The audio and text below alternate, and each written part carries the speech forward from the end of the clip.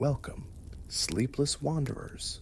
Today's story takes you to a place where the dusty past rises in all its ink-soaked, bone-chilling glory. Tonight, you'll step into the trembling hands of a medieval scribe, carving sacred words onto parchment in a chilly abbey where each letter is a battle against cold and error. Forget romantic tales of glowing manuscripts. This life is hard work that will leave you blind and bent before you're 30. So turn off the lights, grab a blanket, maybe turn on the fan for a gentle hum, and let the stress of the day melt away. If this journey has piqued your curiosity, like, subscribe, and leave a review. Where are you tuning in from and what time is it? London at midnight? Sydney at dawn? Brace yourself. Medieval scribbling is so brutal, it will make your worst Zoom call look like a nap. Let's dive in. As you settle into the quiet hum of this historical journey, imagine yourself stepping through a heavy oak door into a world far removed from the chaos of your modern day. The year is somewhere between the 12th and 15th centuries, and you're no longer just you. You're a scribe in a medieval monastery, hunched in a cold, stone-walled scriptorium where the air smells of damp rock and burnt tallow. Your fingers, already stiff from the chill, clutch a quill that feels more like a fragile twig than a tool of wisdom. Before you lay a sheet of parchment, its surface scraped smooth from animal hide, costing more than your monthly bread. Your task? To copy sacred texts, Bibles, psalters, or perhaps a philosophical treatise, letter by painstaking letter, preserving knowledge for a world that barely reads. It's a life of silence, discipline, and aching precision, where one slip of the hand could ruin weeks of work. Welcome to the scriptorium, where your eyes strain, your back bends, and your legacy outlives kings. Let's dive into this forgotten corner of the Middle Ages, where every scratch of your quill is a battle against time itself.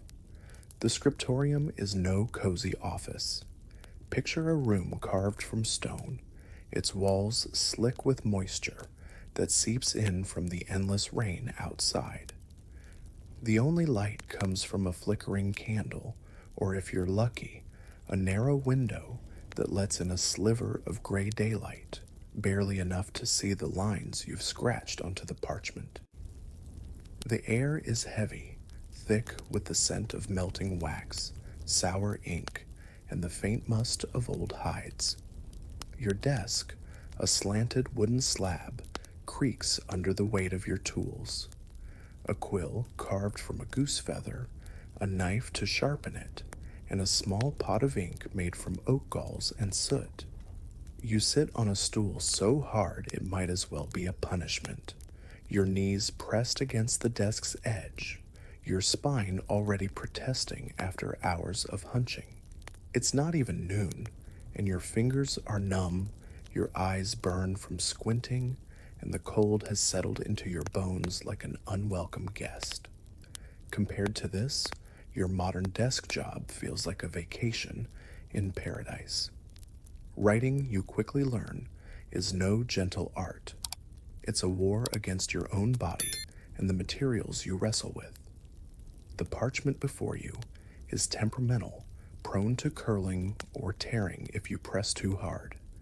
Each letter must be perfect, formed with agonizing care, because a single mistake means scraping the surface with your knife, risking a hole in the costly hide. You dip your quill into the ink, a black sludge that stains your fingers like a badge of your trade. Sometimes you use red ink for emphasis, a process called rubrication, but even that small flourish takes time. Your hand trembles, not from nerves, but from the sheer effort of holding the quill steady for hours. The lines on the page are ruled with a stylus, each one a faint guide you follow like a monk tracing a prayer. But there's no divine intervention here. It's just you, the parchment, and the relentless tick of time. One wrong stroke, and you've wasted a day's labor. Sound stressful? That's because it is. Let's pause for a moment to consider the stakes. You're not just copying words, you're preserving civilization itself. The texts you labor over, Scripture, Aristotle, Roman law, are the threads that hold the Middle Ages together. Without your work, they'd vanish, burned by Vikings, lost in wars, or simply forgotten in a world where literacy is a rare gift. You're no scholar, perhaps, just a monk or a hired clerk, but your quill is a lifeline. Take St. Dunstan, for example, a 12th century bishop whose image graces a manuscript from Canterbury around 1170. He's shown at his desk, quill in one hand, knife in the other, writing commentary on St. Benedict's rule. His chair looks grand but unforgiving, his parchment draped in a cloth chemise, a luxury you rarely see. Dunstan's work, like yours, wasn't just writing. It was a sacred act, a bridge between the divine and the mortal. Yet for every holy word you pen, your body pays a price. Your day begins before dawn, roused by the monastery's bell for morning prayers. You stumble through the dark cloisters, your breath visible in the frosty air, to join your brothers in chanting psalms. Only then do you shuffle to the scriptorium, where silence reigns, broken only by the scratch of quills and the occasional cough of a fellow scribe. Your meals are meager, coarse bread, watery porridge, maybe a sliver of cheese if the abbot's feeling generous. You eat quickly, crumbs falling onto your robe, because there's no time to linger. The abbot expects progress, and the parchment doesn't care about your hunger. By mid-morning, your eyes are already sore, straining to follow the tiny script of the text you're copying. You're not writing an original work, you're duplicating an older manuscript, propped on a stand above your desk, its faded ink a challenge to decipher. Every letter is a small victory, every page a marathon. The tools you wield are both your allies and your tormentors. The quill, sharpened with your knife, is finicky, splitting if you cut it too thin or blunting after a few lines. You spend as much time sharpening as writing, the knife's blade scraping against the feather with a sound that grates on your nerves.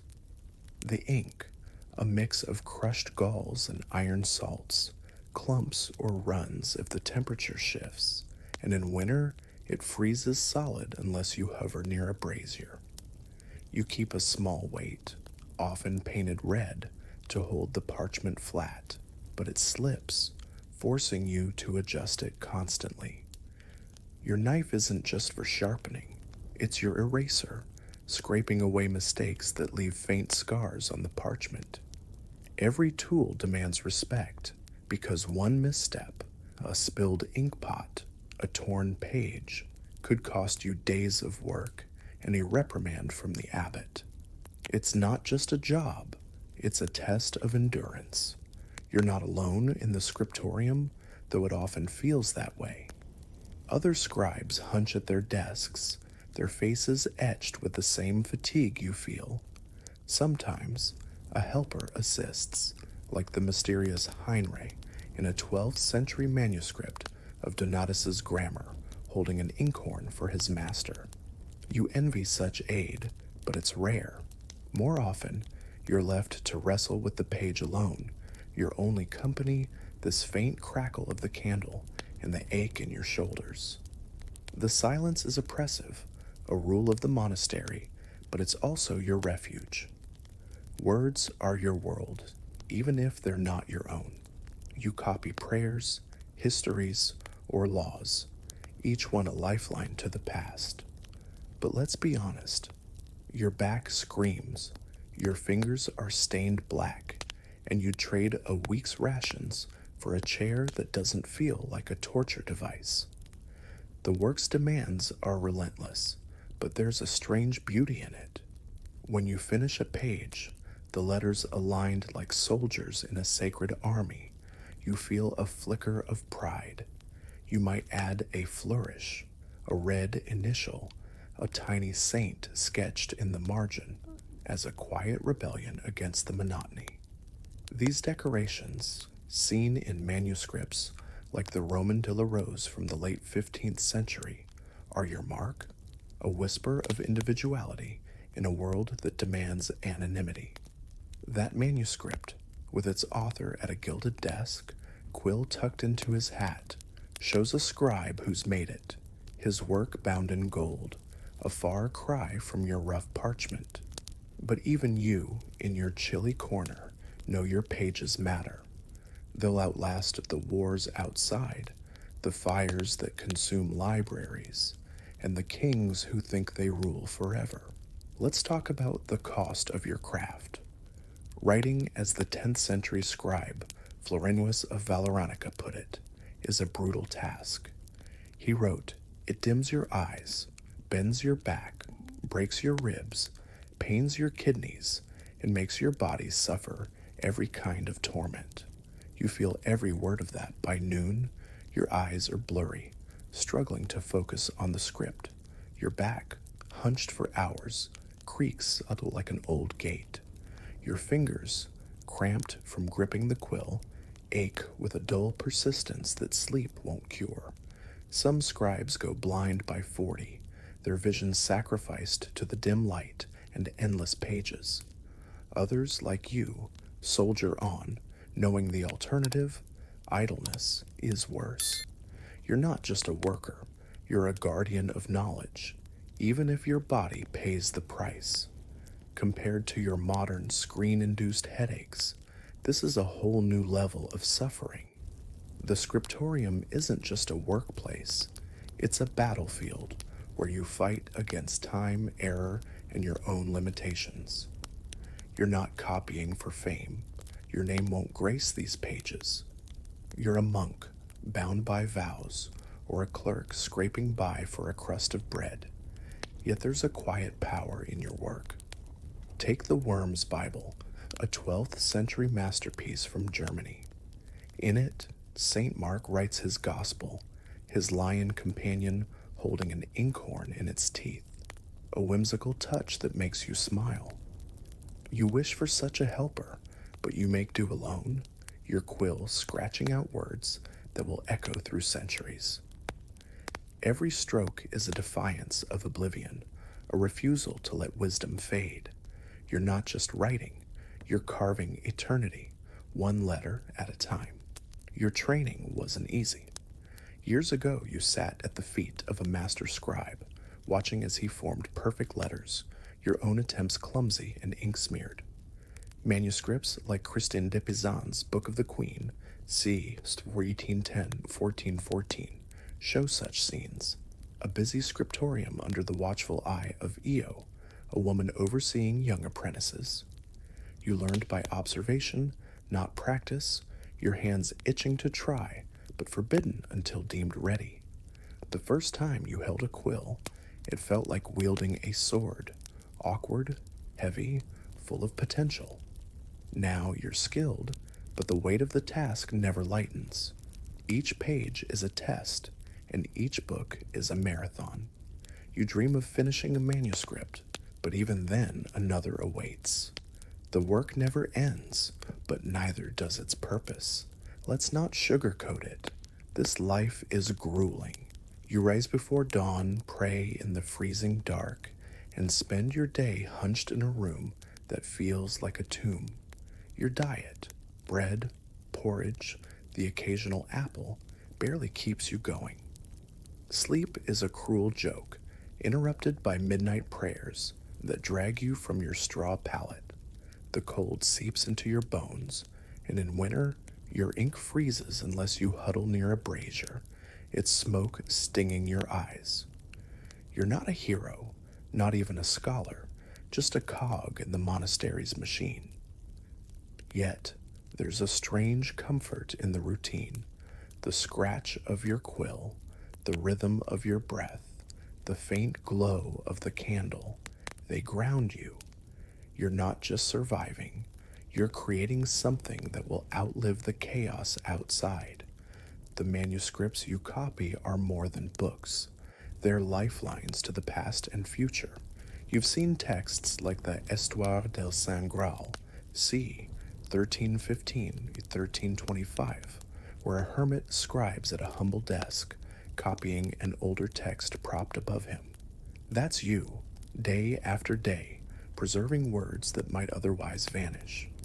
The parchment is your canvas, but it's unforgiving. One drip of ink, one shaky stroke, and you're scraping it clean, praying the abbot doesn't notice. Your knife, ever present, is your lifeline, sharpening quills, fixing mistakes, holding the page steady.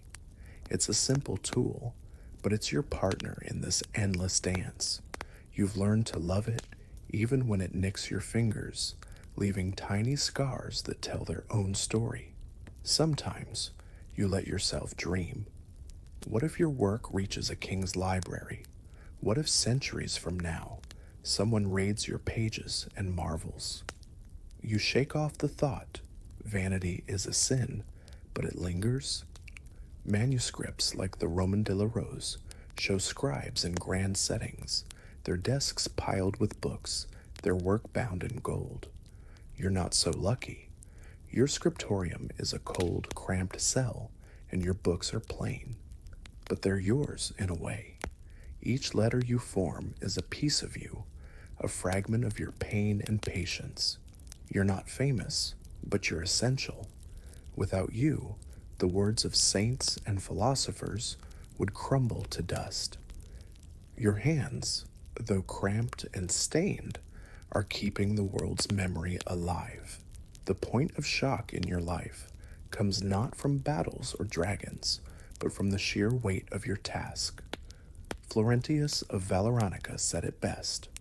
Writing breaks your body, dims your eyes, and tests your soul. You feel it every day.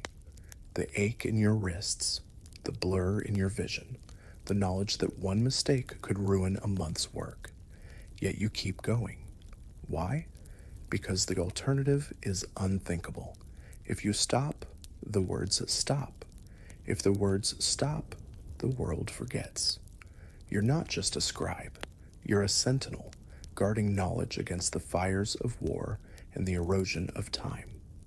Compared to your modern stresses, emails, deadlines, notifications, this is a different kind of pressure, one that feels both crushing and sacred. As you sit there, quill in hand, you're part of a lineage that stretches across centuries. You're not alone in your toil.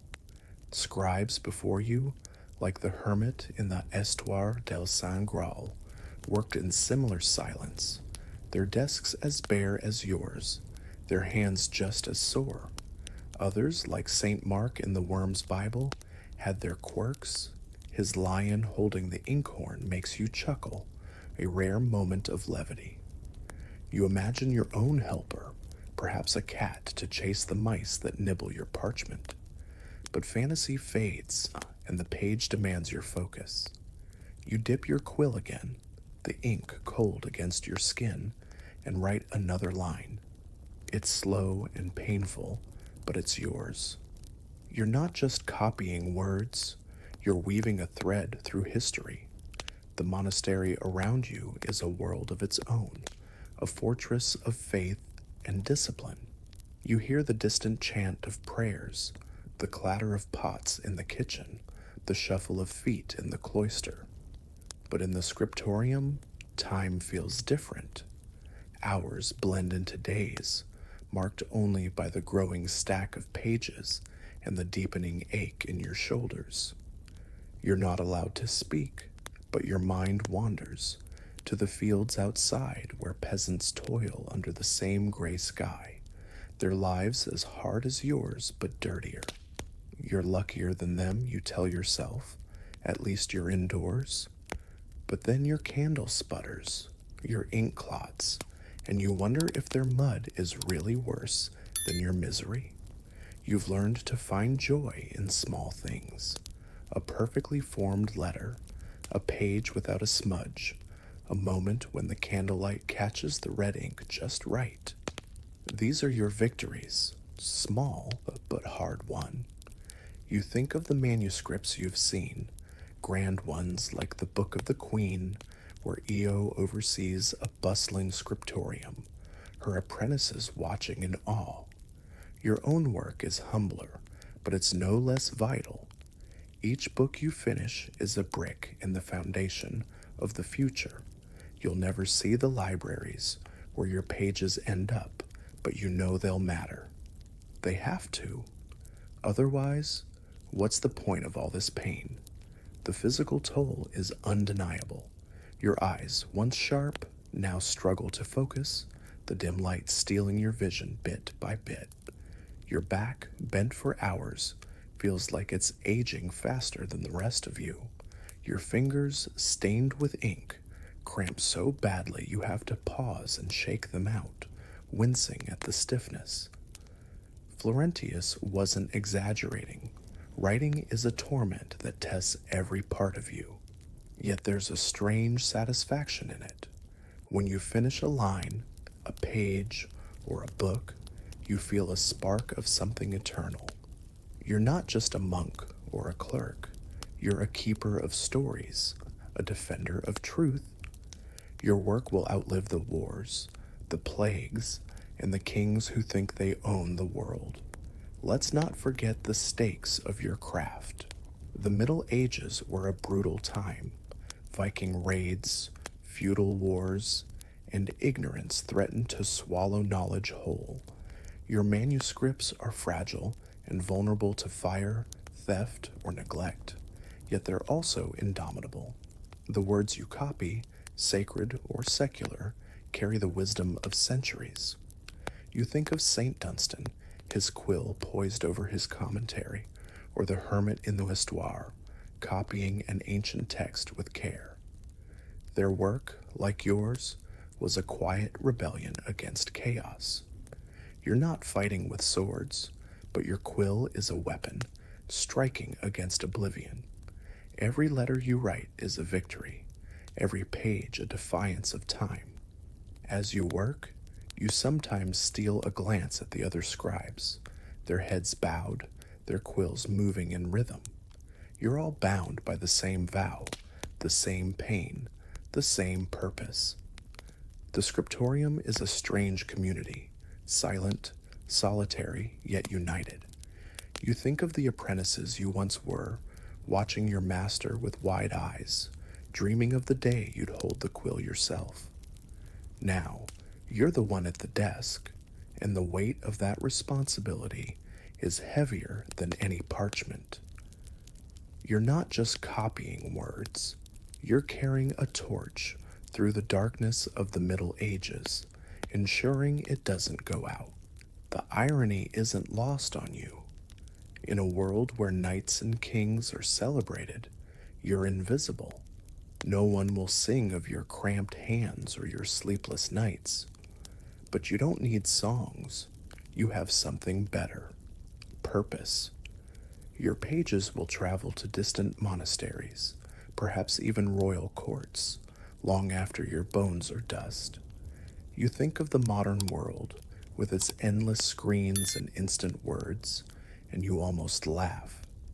They think writing is easy, a tap on a keyboard, a flick of a finger. They don't know the cost, the ink that stains, the eyes that blur, the back that breaks. They don't know the pride of a single perfect page. As you dip your quill once more, the candle flickering low, you feel the weight of history in your hands. You're not just a scribe, you're a bridge between past and future, a silent hero in a noisy world. The cold bites, the ink runs, but you keep writing. Why? Because someone, somewhere, will read these words and remember. Because in this chilly scriptorium, under the watchful eye of God or no one at all, you're doing something that matters. So take a deep breath, let the modern world fade, and feel the quill in your hand. You're not just writing, you're saving the soul of the Middle Ages, one letter at a time. As you sit in the dim scriptorium, the faint glow of your candle casting shadows across the stone walls, your tools become more than mere objects. They're extensions of your will, partners in your silent war against time and oblivion. Your quill, carved from a goose feather, trembles in your hand, its tip sharp but fragile, ready to betray you with a single clumsy stroke.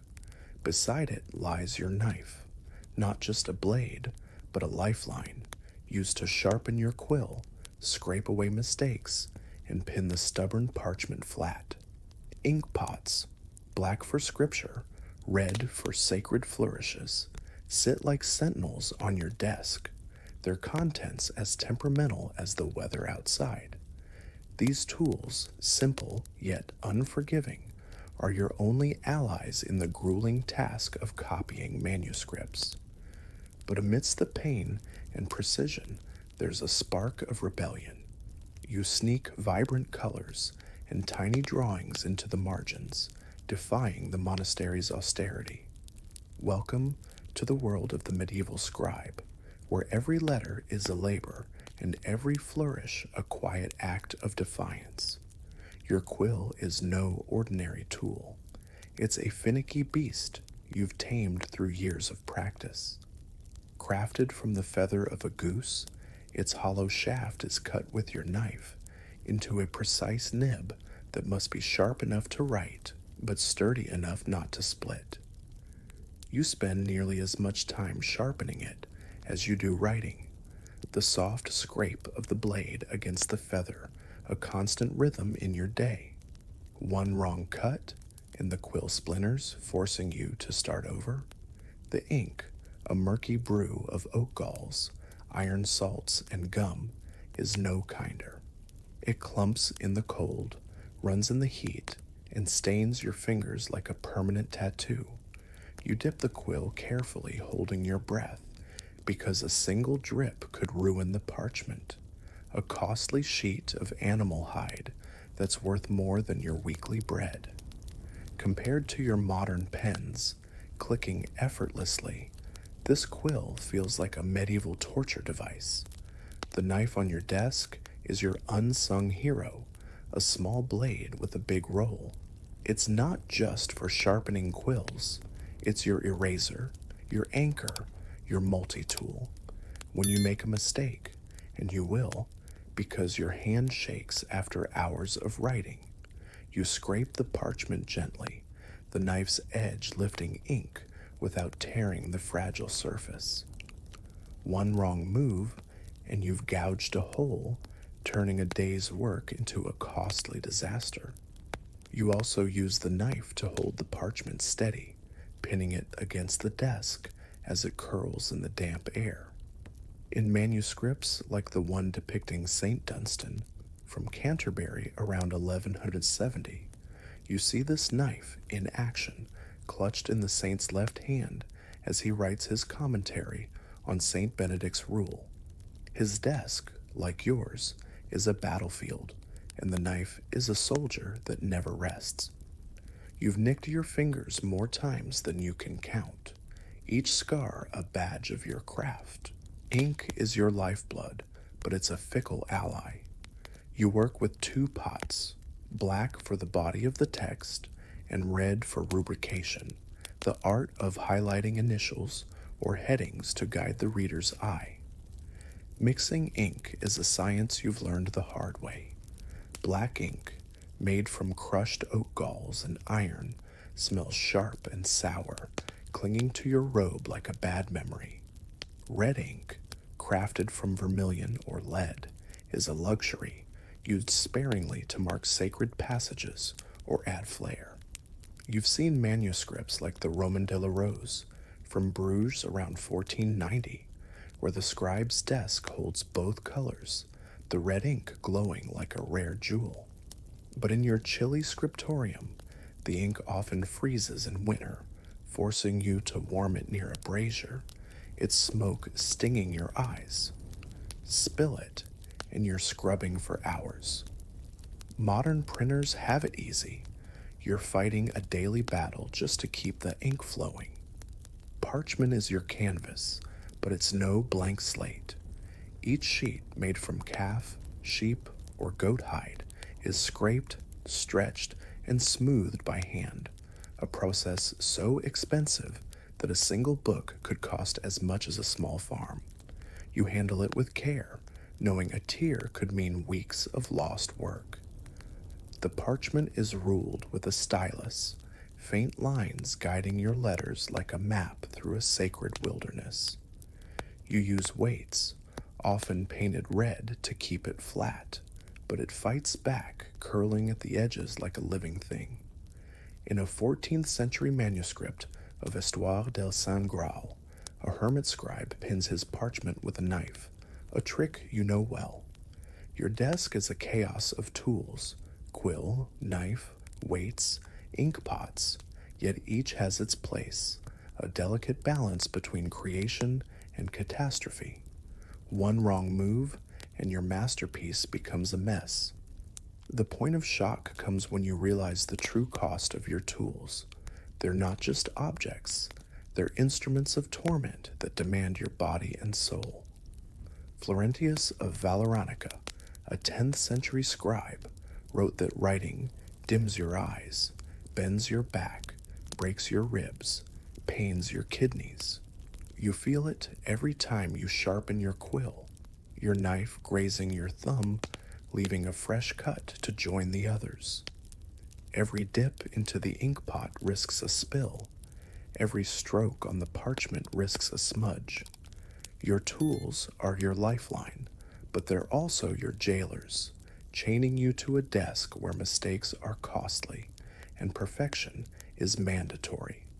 Compared to modern keyboards, where errors vanish with a keystroke, your work is a high-stakes dance with no safety net. One slip, and you're scraping away hours of labor, praying the abbot doesn't notice. Yet amidst this grind, you find room for creativity, a quiet rebellion against the monastery's rigid rules. You add flourishes to your manuscripts, a red initial here, a tiny saint or beast in the margin there. These are your moments of defiance, your way of saying, I was here. In the Worms Bible from 12th century Germany, St. Mark writes his gospel with a lion holding his inkhorn, a whimsical touch that makes you smile. You dream of adding such flair, perhaps a playful cat or a curling vine, but you know the risk. Too much creativity could earn a reprimand. Still, those small drawings are your legacy, a whisper of individuality in a world that demands silence. You've seen grand manuscripts, like the Roman de la Rose, its scribe at a gilded desk, a quill tucked rakishly in his hat. Your work is humbler, but your flourishes carry the same spirit, a spark of life in a sea of black ink. Your tools aren't just for writing, they're for survival. The knife, for instance, is your Swiss Army tool of the Middle Ages. Beyond sharpening quills and fixing mistakes, you use it to trim parchment edges or even pry open a stuck ink pot. Its weight in your hand is reassuring, a constant in a world of variables. You've learned to wield it with precision, but it's betrayed you more than once, slicing your finger when you're too tired to focus.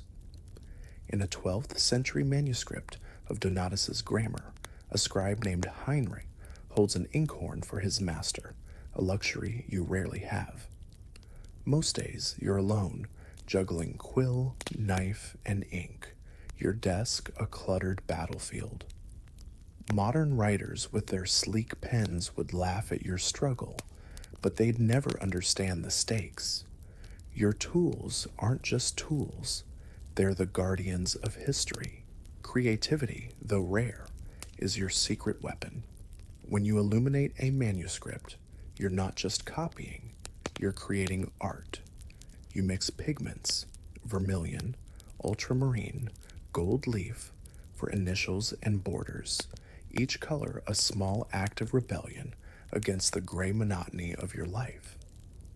These moments are fleeting but precious. You've studied manuscripts like the Book of the Queen by Christine de Pizan, where a bustling scriptorium hums under Eo's watchful eye, apprentices marveling at her skill. You long for such a community, but your scriptorium is often just you, a candle, and a page. When you add a tiny figure, a monk, a beast, a flower, you're breaking the rules, but only just. The abbot might frown, but these flourishes make the text come alive, guiding the reader's eye and telling a story beyond the words. Your art is your voice, even if no one hears it. The tools you use are steeped in history, each one a link to the scribes who came before you. You think of St. Dunstan, his quill poised over a commentary, his knife ready to correct a stray mark. His manuscript, preserved in Canterbury's archives, is a testament to the craft you share, or the hermit in Histoire del Saint Graal, copying an older text with a knife pinning his page, a scene so familiar it could be your own. These images, tucked into the margins of ancient books, are more than art. They're proof of your struggle, your skill, your silent contribution. You're not just using tools, you're carrying a tradition, one that stretches back centuries and will reach forward just as far. Your quill, your knife, your ink. They're not just objects, they're your legacy. The physical toll of your tools is undeniable. Your knife, so essential, leaves your hands scarred, each cut a reminder of a moment's distraction. Your quill, light as a feather, grows heavy after hours, your wrist aching with every stroke. The ink stains your fingers, your robe, even your dreams, where you sometimes see black smudges swirling like storm clouds. You've heard of scribes who went blind, their eyes sacrificed to the dim light and endless pages. You're not there yet, but you feel the strain, the way your vision blurs after a long day. Compared to modern writers, tapping away at screens, your work is a physical ordeal, a test of endurance as much as skill. But there's a strange pride in it. Every scar, every ache, is a mark of your dedication to something bigger than yourself. Your creativity, though constrained, is what keeps you going. When you draw a curling vine or a tiny saint in the margin, you're not just decorating, you're claiming a piece of the page as your own. In the Worm's Bible, St. Mark's lion holds an inkhorn, a playful nod to the scribe's life. You imagine your own manuscript with such a touch. A cat chasing a mouse, perhaps, or a flower blooming where no one expects it. These moments are rare, but they're yours. The monastery demands obedience, but your art is a quiet rebellion, a way to say, I'm more than a cog in this machine. You've seen manuscripts where scribes left notes, complaints, or jokes in the margins, and you dream of doing the same. But for now, your flourishes speak for you, a whisper of defiance in a silent world. The tools you wield are both simple and profound. The quill, the knife, the ink, they're not much to look at, but they hold the power to preserve or destroy. A single mistake, a spilled ink pot, could ruin a month's work, earning you a scolding or worse. Yet a perfect page, with its neat rows of letters and vibrant initials, is a triumph. You've learned to love your tools, even when they betray you. The knife that cuts your finger is the same one that saves your page. The quill that splits is the one that writes eternity. The ink that stains is the blood of your craft.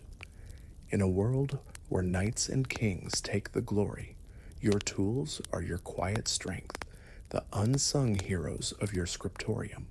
Sometimes you're not alone.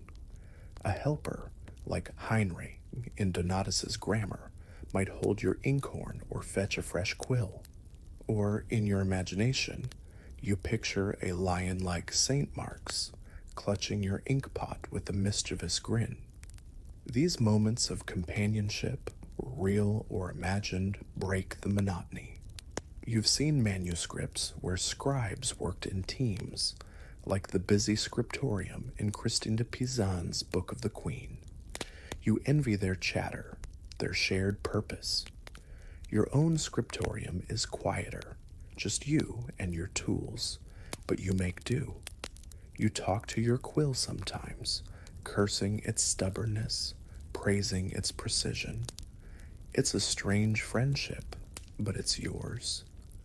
Modern writers with their laptops would never understand this bond, this love-hate dance with tools that define your life.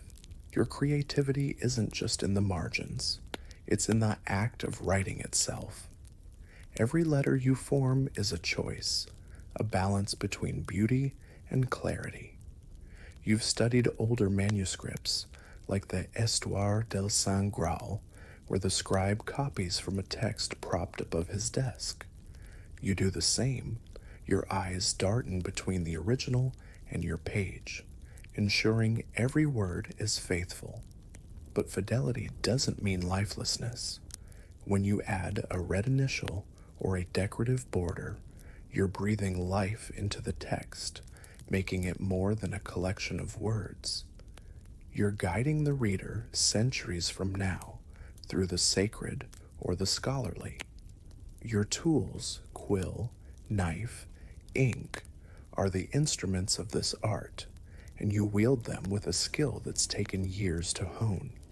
The stakes of your work are higher than anyone outside the scriptorium can fathom. Your tools are the gatekeepers of knowledge, the defenders of history. Without them, the words of saints, philosophers, and poets would vanish. You think of the Roman de la Rose, its scribe at a gilded desk, his work bound in gold. Your own manuscripts are plainer, but they're no less vital.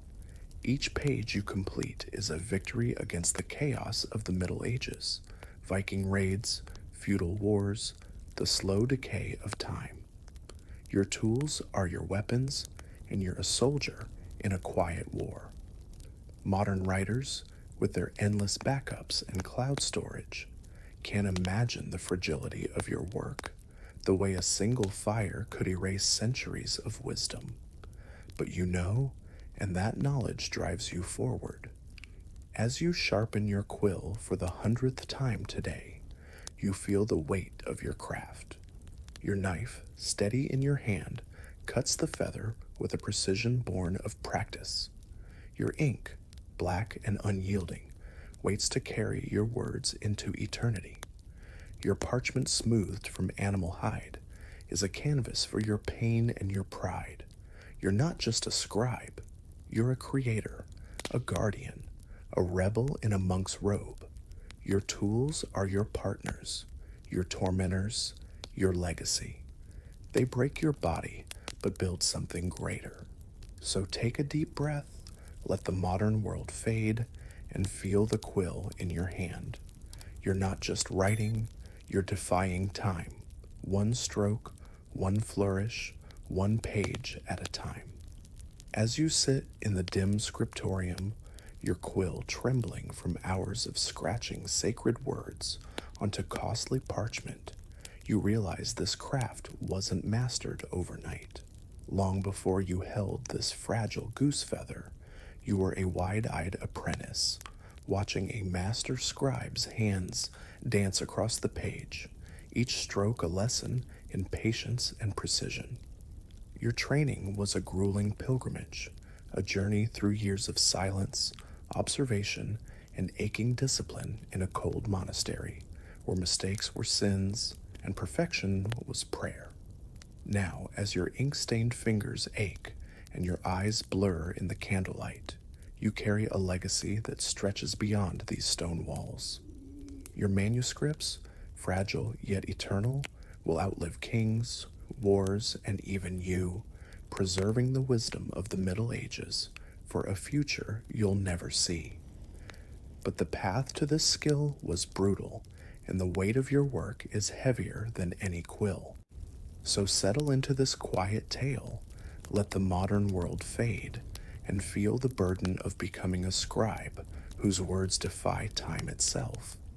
Your journey began years ago, when you were barely more than a boy, ushered into the scriptorium with a mix of awe and dread. The monastery's stone walls loomed like a fortress, and the master scribe, a stern figure with hands as steady as stone, was your guide. You didn't touch a quill at first. That privilege was earned through watching, waiting, and learning to see the page as a battlefield where every letter fought for survival. You stood at his shoulder, your breath shallow, studying the way he shaped each curve of an Agnes A or the delicate tail of a G. It looked effortless, but you learned quickly it was anything but. Your first attempts were laughable, ink smudged, lines crooked, parchment scarred from clumsy strokes. The master didn't shout. His silence was worse, a disapproval that cut deeper than any blade. Compared to your modern school days, with pencils and erasers, this training feels like a medieval boot camp, where failure was a lesson and success a distant dream. The scriptorium was your classroom, but it was no place for chatter or ease. You learned by observation, as shown in manuscripts like the Book of the Queen by Christine de Pizan, crafted around 1410 in Paris. In one vivid illumination, Io, a woman of authority, oversees a bustling scriptorium, her apprentices gazing in reverence as she forms perfect letters. You remember those days, standing at your master's side, forbidden to touch the parchment until your eyes could trace every stroke by heart. The monastery demanded silence, so you learned in whispers, of quills, of ink, of the faint creak of the desk under your master's weight. You were taught to respect the tools, the quill, a feather carved to a razor's edge, the knife, your eraser, an anchor, the ink, a temperamental brew that stained more than just the page. Each tool was a teacher, and you were a student who couldn't afford to fail.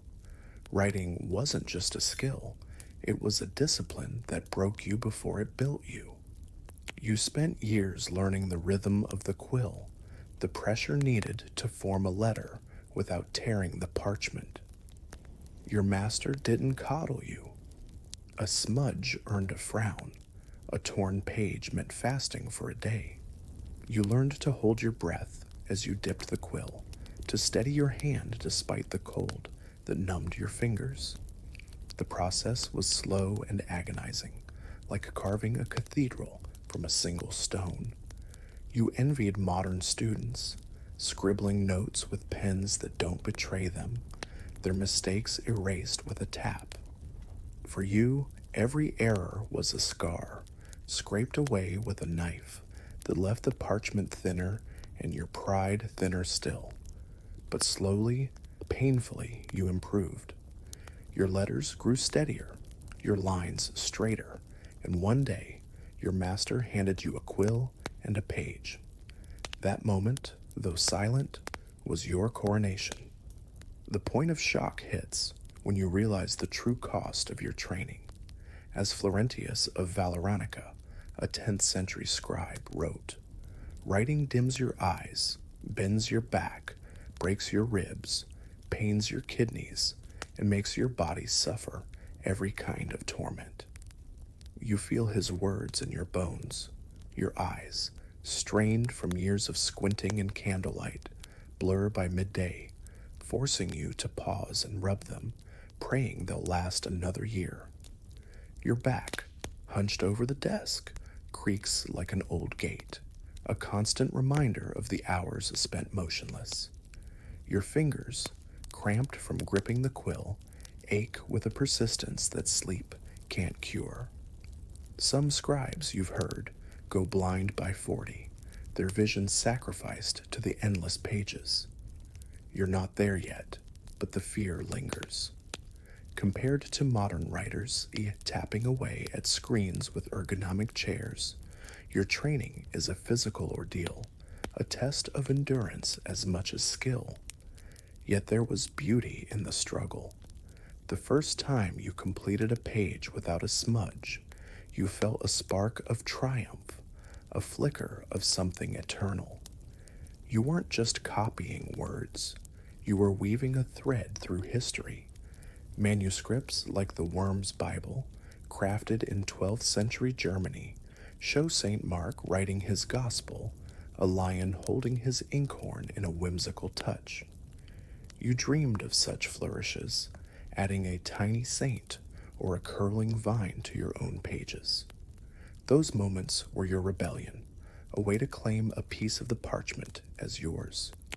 You learned to mix pigments, vermilion, ultramarine, gold leaf, for initials and borders, each color defiance of the monastery's gray austerity. Your master might frown, but those flourishes made the text sing, guiding the reader's eye through sacred words or ancient wisdom. Your training wasn't just about technique, it was about understanding the weight of your work. You were taught that every manuscript was a lifeline, preserving knowledge against the chaos of the Middle Ages. Viking raids, feudal wars, and neglect threatened to erase the words of saints and philosophers, but your quill stood in their way. You studied manuscripts like Histoire del Saint Graal from the 14th century, where a hermit copies an older text, his desk as bare as yours. You learned to see the page as a sacred space, each letter a prayer, each book a fortress against oblivion. Your master drilled this into you. A scribe doesn't just write, a scribe saves.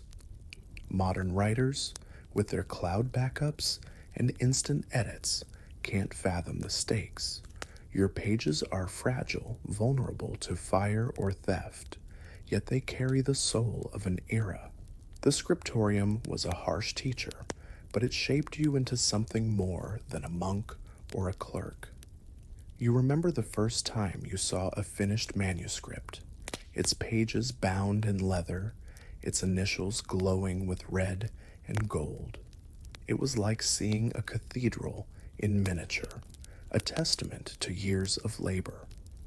You've seen such beauty in the Roman de la Rose, crafted around 1490 in Bruges, where the scribe sits at a gilded desk, a quill tucked in his hat like a badge of honor. Your own work is plainer, but it carries the same spirit. You're not just copying words, you're crafting a legacy that will outlive the wars outside, the kings who think they rule forever. Your training taught you patience, precision, and a quiet pride that no one else will ever understand. The physical toll of your craft is a constant companion. Your eyes, once sharp, now blur after hours of work, the candlelight too weak to help. Your back bent from years of training aches with every movement, a dull pain that feels like part of you now.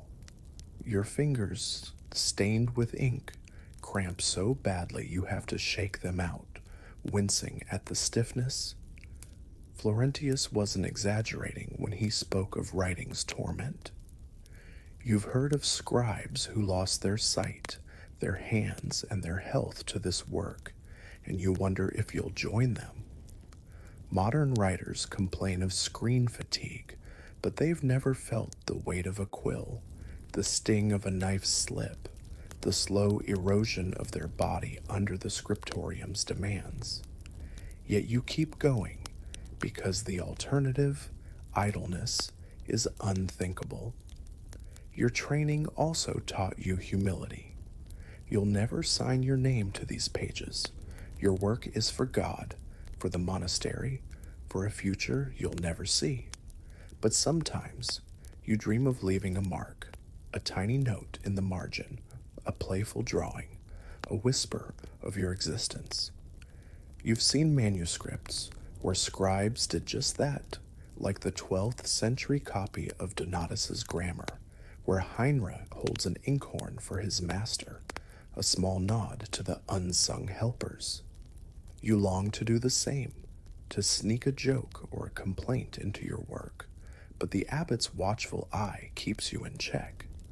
Still, your training gave you something greater than fame, purpose. You're not just a scribe, you're a guardian of knowledge, a silent hero in a noisy world. The Dai-san of your work is what keeps you tethered to the desk, even when your body begs for rest. Your manuscripts will travel to distant monasteries, perhaps even royal courts, long after you're gone. They'll survive fires, wars, and the slow decay of time, carrying the words of saints and scholars to generations unborn. You think of St. Dunstan, his quill poised over a commentary in a 12th century manuscript, his legacy preserved in Canterbury's archives. Your own pages are humbler, but they're no less vital. Each book you finish is a brick in the foundation of history, a testament to the Middle Ages' stubborn refusal to forget. Modern writers, with their endless backups, can't imagine the fragility of your work, the way a single spark could erase centuries of wisdom. But you know, and that knowledge drives you forward. Your training wasn't just about writing, it was about understanding the stakes of your craft. You learned that every manuscript is a battle against chaos, a defiance of the darkness that threatens to swallow knowledge whole. You've studied texts like the Book of the Queen, where Eo's scriptorium hum with purpose, her apprentices learning the same lessons you did. You learned to see yourself as part of a lineage, a chain of scribes stretching back to the first monks who copied scripture by candlelight. Your work connects you to them, to the future, to a world you'll never know. It's a heavy burden, but it's also a privilege. You're not just a scribe, you're a keeper of stories, a defender of truth, a bridge between eras. Sometimes you let yourself dream. What if your manuscript reaches a king's library? What if centuries from now, someone reads your pages and feels a spark of awe? You shake off the thought, vanity is a sin, but it lingers. You've seen manuscripts where scribes left traces of themselves, a note of exhaustion, a doodle of a cat, a plea for the reader to handle the pages gently. Florentius of Valoranica wrote, "Turn each page slowly, reader, for a careless hand destroys the book." You feel his words, a plea across centuries to respect the pain behind every letter. Your training taught you to pour your soul into these pages, even if no one knows your name. You're not famous, but you're essential, a silent force keeping the world's memory alive. The physical cost of your training never fades. Your eyes, strained from years of learning in dim light, struggle to focus, each page a battle against blur. Your back, shaped by the scriptorium's unforgiving stools, creaks with every movement, a reminder of the years spent hunched over. Your hands, once soft, are now scarred and stiff. The ink stains a permanent part of you. You think of modern writers, their fingers dancing across keyboards, their mistakes undone with a click. They'll never know the weight of a quill, the fear of a torn page, or the slow erosion of their body under the monastery's demands. But you also know something they don't, the pride of a perfect page, the knowledge that your work will outlive you, a legacy carved in ink and pain. Your dessin is more than the manuscripts you leave behind. It's the act of creation itself. Every letter you write is a defiance of oblivion, a refusal to let wisdom fade. You think of the Histoire del Saint Graal, where a hermit copies an ancient text, his work a mirror of yours. You're part of a tradition that stretches across centuries, from the first scribes to the monks who will follow you. Your training was brutal, but it made you a guardian of history. Your manuscripts will carry the words of Aristotle, the Gospels, and the laws of Rome to a future you can only imagine. They'll survive the fires that burn libraries, the wars that topple kingdoms, because you refused to stop writing. That's your victory, your quiet rebellion against time. As you sit at your desk, the candle burning low, you feel the weight of your training and the promise of your legacy. You're not just a scribe, you're a sentinel, guarding the past for the future. Your hands ache, your eyes blur, but you keep going. Why? Because someone, somewhere, will read these words and remember.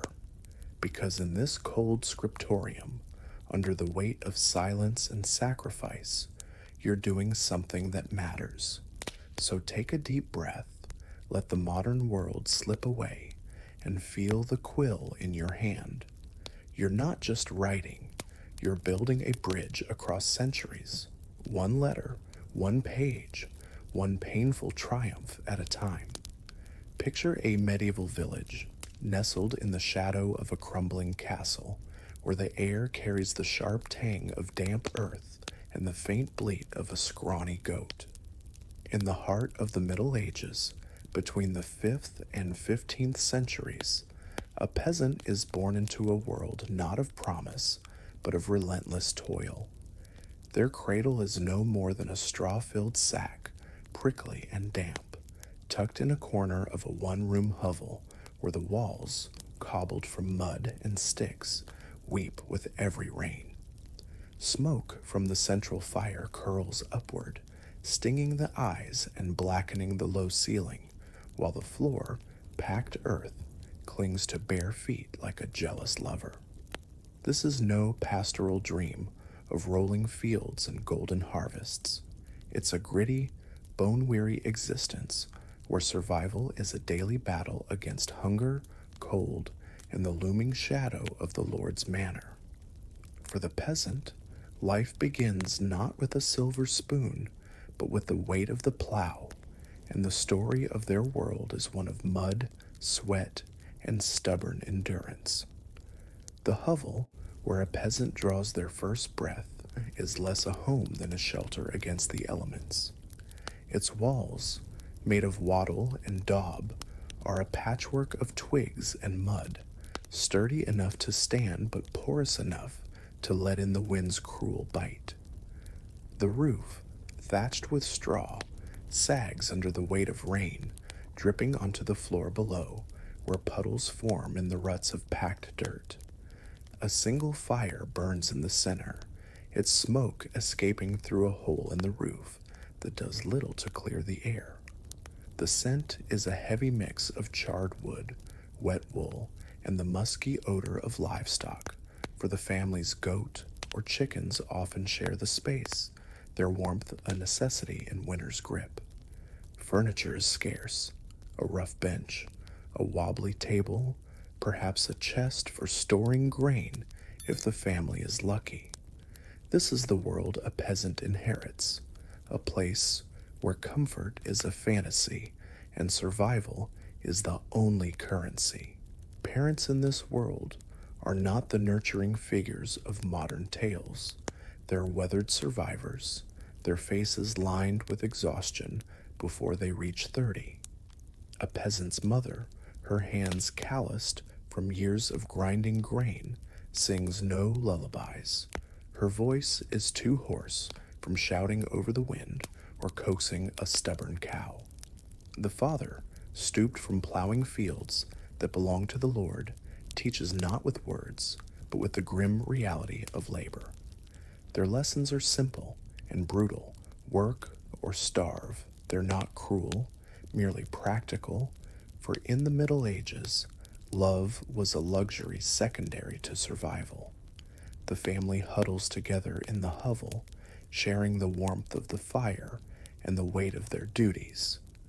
Children are not coddled, they're assets, born to carry water, tend crops, or chase crows before they can count to 10.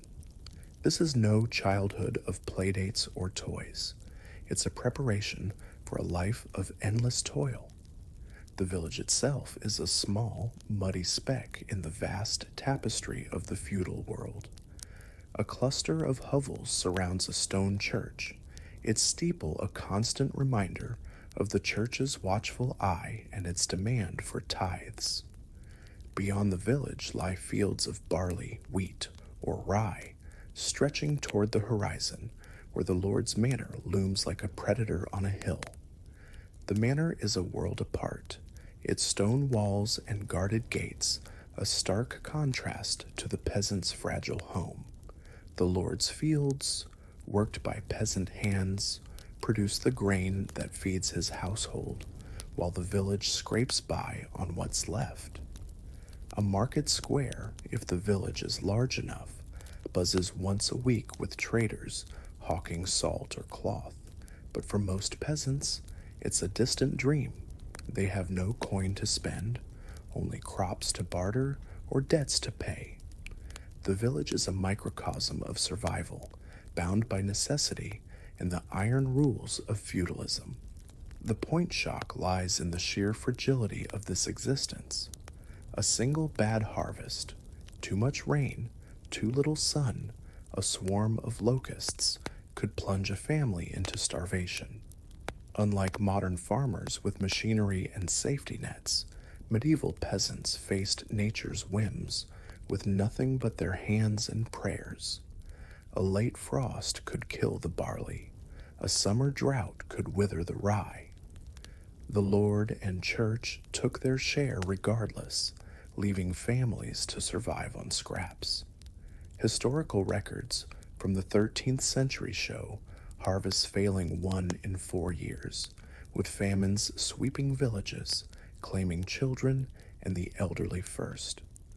The peasant's life was a gamble, where the stakes were survival and the odds were stacked against them. Modern life, with its grocery stores and climate control, feels like a distant utopia compared to this relentless fight against the land and the seasons. The peasant's world is defined by its limits. There's no room for ambition, no path to escape. Born into serfdom, most peasants are tied to the land, unable to leave without the Lord's permission, a freedom rarely granted. Their lives are dictated by the seasons, the church, and the Lord's whims. The church, with its stone walls and Latin chants, demands 1/10 of everything: grain, eggs, even hope, under the threat of eternal punishment. The Lord, lounging in his manor, claims half the harvest and days of labor in his fields. Historical accounts, like the Domesday Book of 1086, reveal that peasants worked 2 to 3 days a week on the Lord's land, leaving little time for their own. Yet within these constraints, they find ways to endure. A shared meal, a story by the fire, a rare laugh with neighbors. These are the threads that hold their world together. The family unit is both a burden and a lifeline. Parents, siblings, and sometimes grandparents crowd the hovel, their lives intertwined in a dance of survival. The mother, often pregnant or nursing, balances childcare with grinding grain or weaving a coarse cloth. The father, his back already stooping, spends dawn to dusk in the fields, his hands scarred from the plow. Children, as soon as they can walk, are pulled into the rhythm of work, fetching water, herding geese, or picking stones from the soil. Unlike modern families with privacy and space, the peasant household is communal, with every struggle shared and every moment exposed. There's no room for secrets. The hovel's single room holds them all, from birth to death, in a cycle as relentless as the seasons. Yet this closeness breeds a quiet strength, a bond forged in shared hardship. The village, though small, is a network of necessity.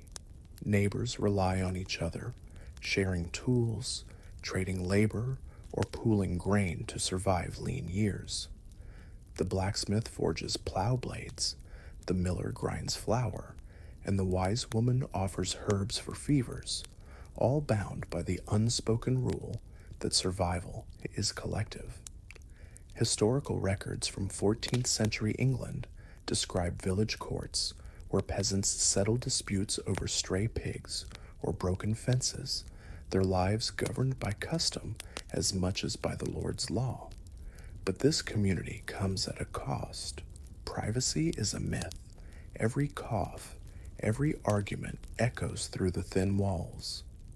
Gossip spreads like wildfire, and a misstep, stealing a neighbor's hen or shirking work, could brand a family as outcasts. Still, the village endures, a fragile web of mutual dependence in a world that offers no mercy. The peasant's life is shaped by the land, but the land is no gentle master. The fields worked with wooden plows, and stubborn oxen are both lifeline and tyrant. Historical evidence from medieval agricultural treatises, like Walter of Henley's Husbandry, 13th century, details the backbreaking cycle of plowing, sowing, and harvesting, each task dictated by the season's rhythm. Spring brings hope but endless labor, plowing and planting under a fickle sky. Summer demands weeding and guarding crops from birds or thieves. Autumn's harvest is a race against time, as rain or frost could ruin weeks of work. Winter offers no rest. It's a season of hunger, when stores dwindle and the cold bites deeper than any blade. The peasant's world is a constant negotiation with nature, where a single storm could mean ruin. Despite the hardship, there's a stubborn resilience in this life. Peasants sing as they work, their voices carrying across the fields defiance of their lot. They share stories by the fire, tales of saints or tricksters that offer a flicker of escape. Historical records from the 14th century, like the Piers Plowman poem, reveal a culture rich with oral tradition, where peasants wove their struggles into songs and proverbs. They find joy in small moments, a child's laugh, a warm summer evening, a rare feast day with ale and dance. These are not the heroes of modern tales with grand quests or shining armor, but their endurance is heroic in its own right. They feed the Lord's table, the church's coffers, and the village's survival, all while clinging to scraps of hope. The contrast with modern life is stark. Today's world, with its supermarkets and central heating, would seem a miracle to the medieval peasant. A bad day now might mean a missed deadline or a flat tire. For them, it meant starvation or eviction. Yet their resilience offers a lesson. They didn't just survive, they built a world, coaxing life from reluctant soil and passing down customs that shaped the Middle Ages. Their hovels, their fields, and their songs were the foundation of history, uncelebrated but undeniable. As the tale of their lives unfolds, it's hard not to feel a pang of gratitude for the comforts of today and quiet awe for the strength of those who lived in a world where every day was a fight to endure. This world, harsh and unyielding, was the cradle of the peasant's existence. Born into a hovel, raised on labor, and bound by duty, they carried the weight of the Middle Ages on their shoulders. Their lives were not their own, yet they found ways to persist, to laugh, to hope. The village, with its muddy paths and fragile bonds, was their universe, a place where survival was a collective act. As the story moves forward, the focus shifts to their childhood, a phase less about play and more about preparing for a life of toil. But for now, let the image of that smoky hovel linger, a testament to a people who, against all odds, kept the world turning with their calloused hands and stubborn hearts. In the muddy sprawl of a medieval village, where the air hums with the bleat of goats and the creak of wooden plows, a peasant child's life unfolds not as a season of play, but as a prelude to endless toil. From the moment they can toddle, children in the Middle Ages, spanning the 5th to 15th centuries, are swept into the rhythm of survival, their small hands pressed into service for a family clinging to the edge of existence. No swings or storybooks grace their days. Instead, their playground is a field of stubborn barley, their toys a scattering of stones hurled to shoe crows. While the Lord's children prance on ponies or brandish wooden swords in the shadow of a stone manor, peasant children learn to wield a hoe taller than themselves, their backs bending under the weight of hunger and duty. This is no childhood of laughter and innocence. It's a stolen season where every step is a lesson in endurance, and every day carves them closer to the weary adults they'll become. Born into a hovel where smoke stings the eyes and the floor clings to bare feet, a peasant child's first memories are of work. No wonder. By age 5, they're trailing their mother through the fields, tugging at weeds that fight back with roots deep as despair. Their tiny fingers, already scratched and dirt-caked, pluck stones from the soil or carry sticks to feed the fire that barely warms their home. The mother, her face etched with lines from grinding grain, doesn't pause to coddle. She's too busy coaxing life from a barren patch of land. The father, stooped for years at the plow, grunts instructions, short, sharp commands like pull harder or don't dawdle. These parents aren't cruel. They're survivors, teaching their children the only truth they know: work or starve. Unlike modern kids with backpacks and recess, these children carry buckets heavier than their dreams, their childhood a myth swallowed by the demands of the Middle Ages. The fields are their school, but the lessons are brutal.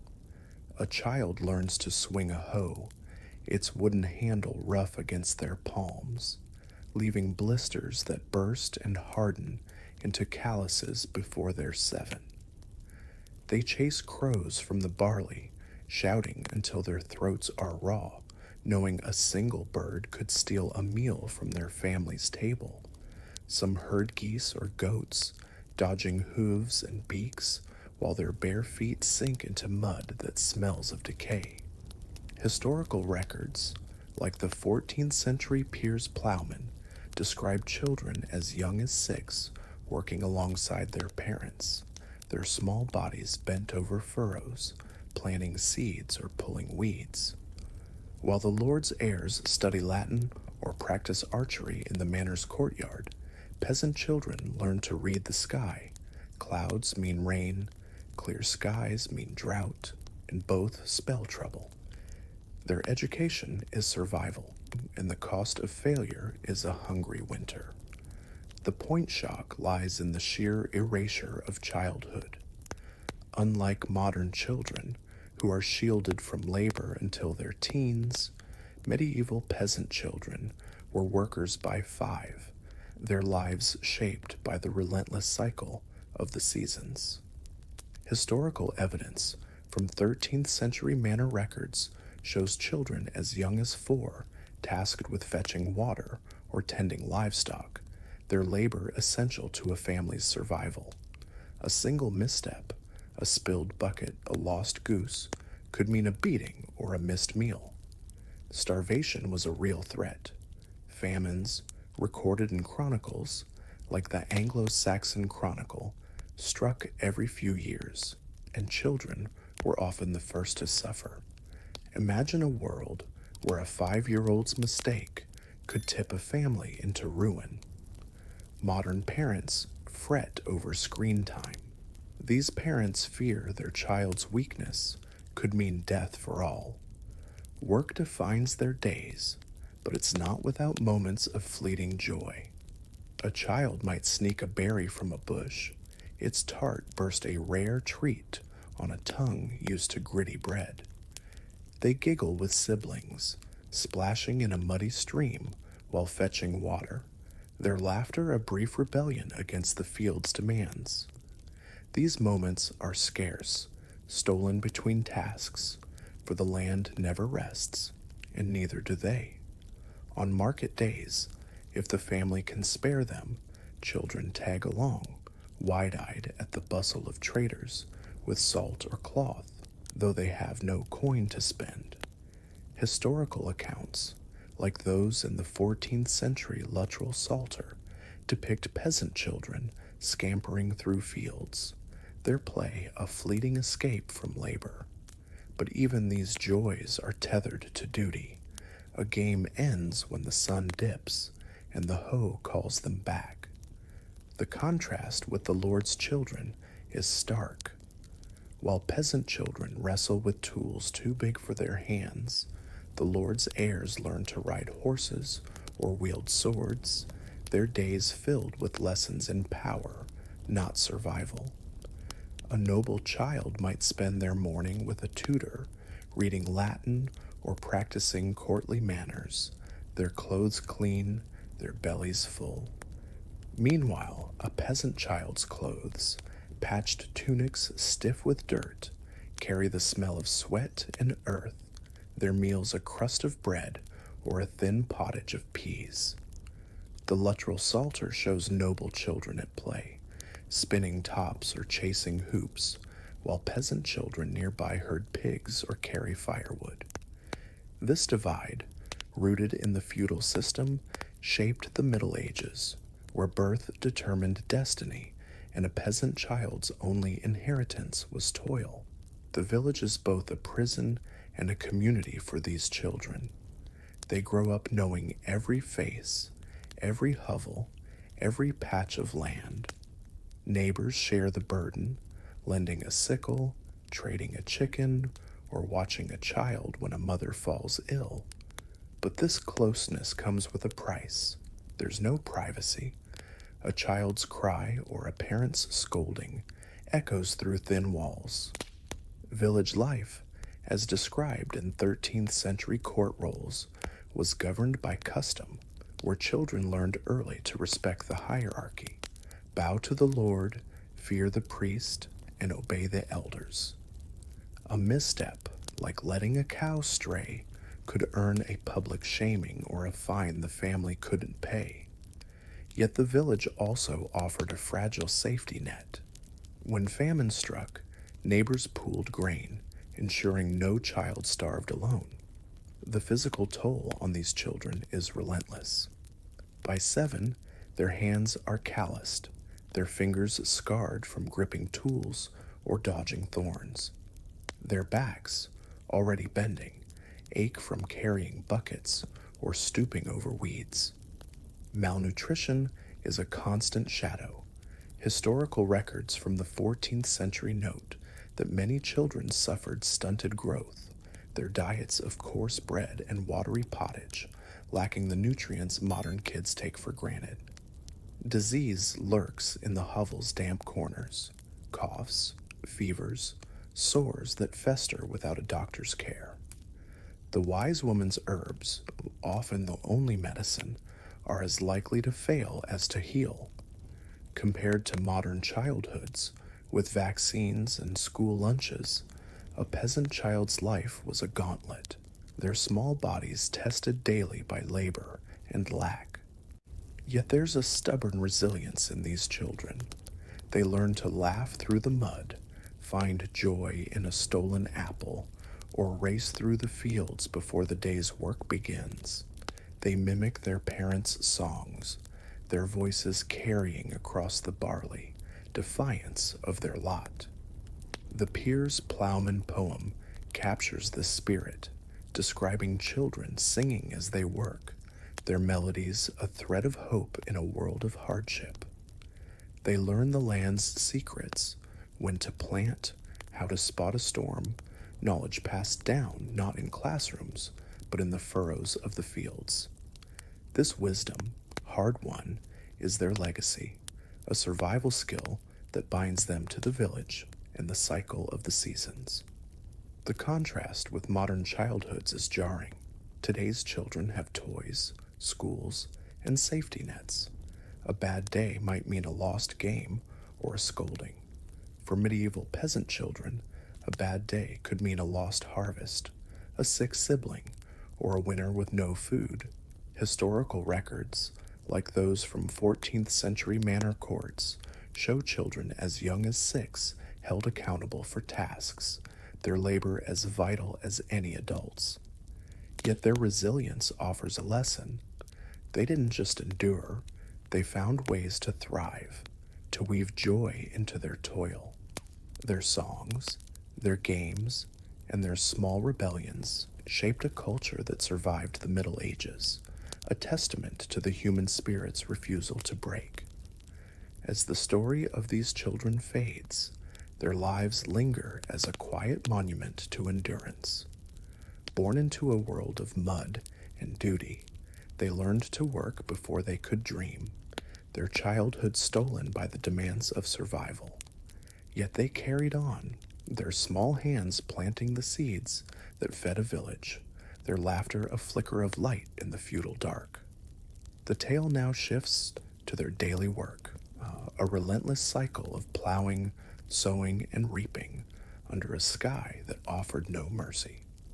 But for now, let the image of those children, mud-streaked, weary, yet unbroken, settle in, a reminder of a time when growing up meant growing strong, no matter the cost. As dawn creeps over the medieval village, its feeble light barely piercing the mist that clings to the fields, a peasant's day begins in the heart of the Middle Ages, somewhere between the 5th and 15th centuries. No rooster's crow signals a gentle awakening. Instead, the air hums with the groan of wooden plows and the distant bleat of a weary goat. The peasant rises from a straw pallet, the cold earth floor biting at bare feet, and steps into a world where every hour is a battle against the land's stubborn resistance. Their hands, already calloused, grip a hoe or sickle, tools as unyielding as the soil they break. From sunrise to sunset, they plow, sow, weed, or harvest, their backs bending under a sky that offers no mercy, rain that drowns crops, the sun that scorches them, or frost that kills them outright.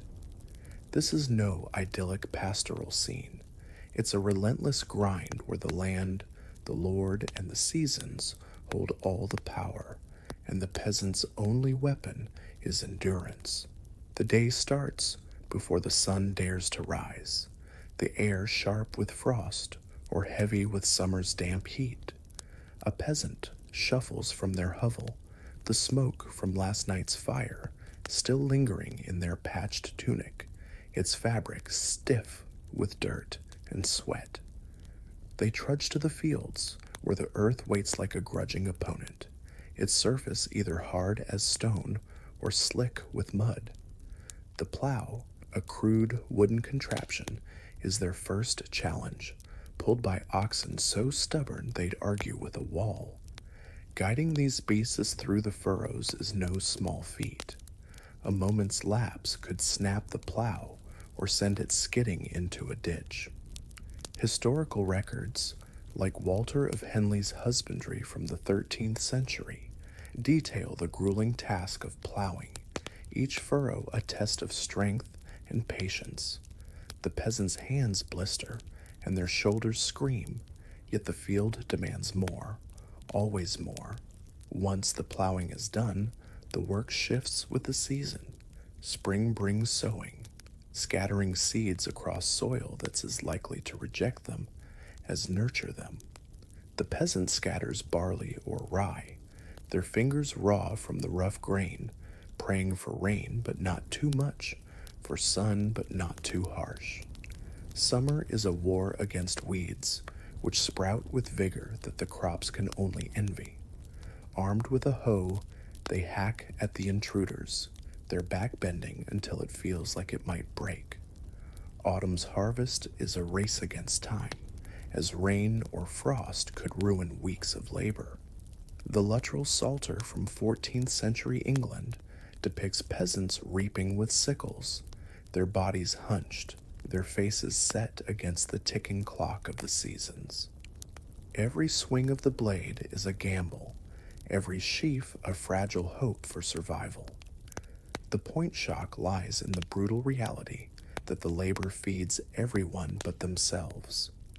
Half the harvest, sometimes more, goes to the Lord as rent piled into his granary, while the peasant's family scrapes by on what's left. The church claims another tenth, grain, eggs, even the best pig, under the threat of divine wrath, as recorded in manor rolls from the 13th century. A failed harvest, a common plague in this era, means starvation for the peasant, not the Lord in his stone manor, or the priest in his warm rectory.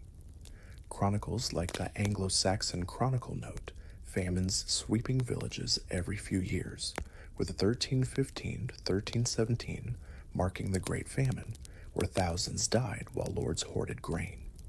Modern farmers with tractors and subsidies can't fathom these stakes. One bad season could bury a family, leaving nothing but prayers to a God who seems deaf.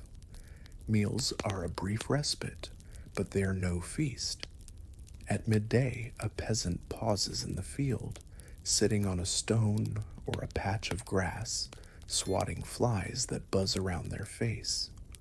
Their lunch is a crust of coarse bread, baked from barley or rye and gritty with chaff, paired with a watery pottage of peas or onions if they're lucky.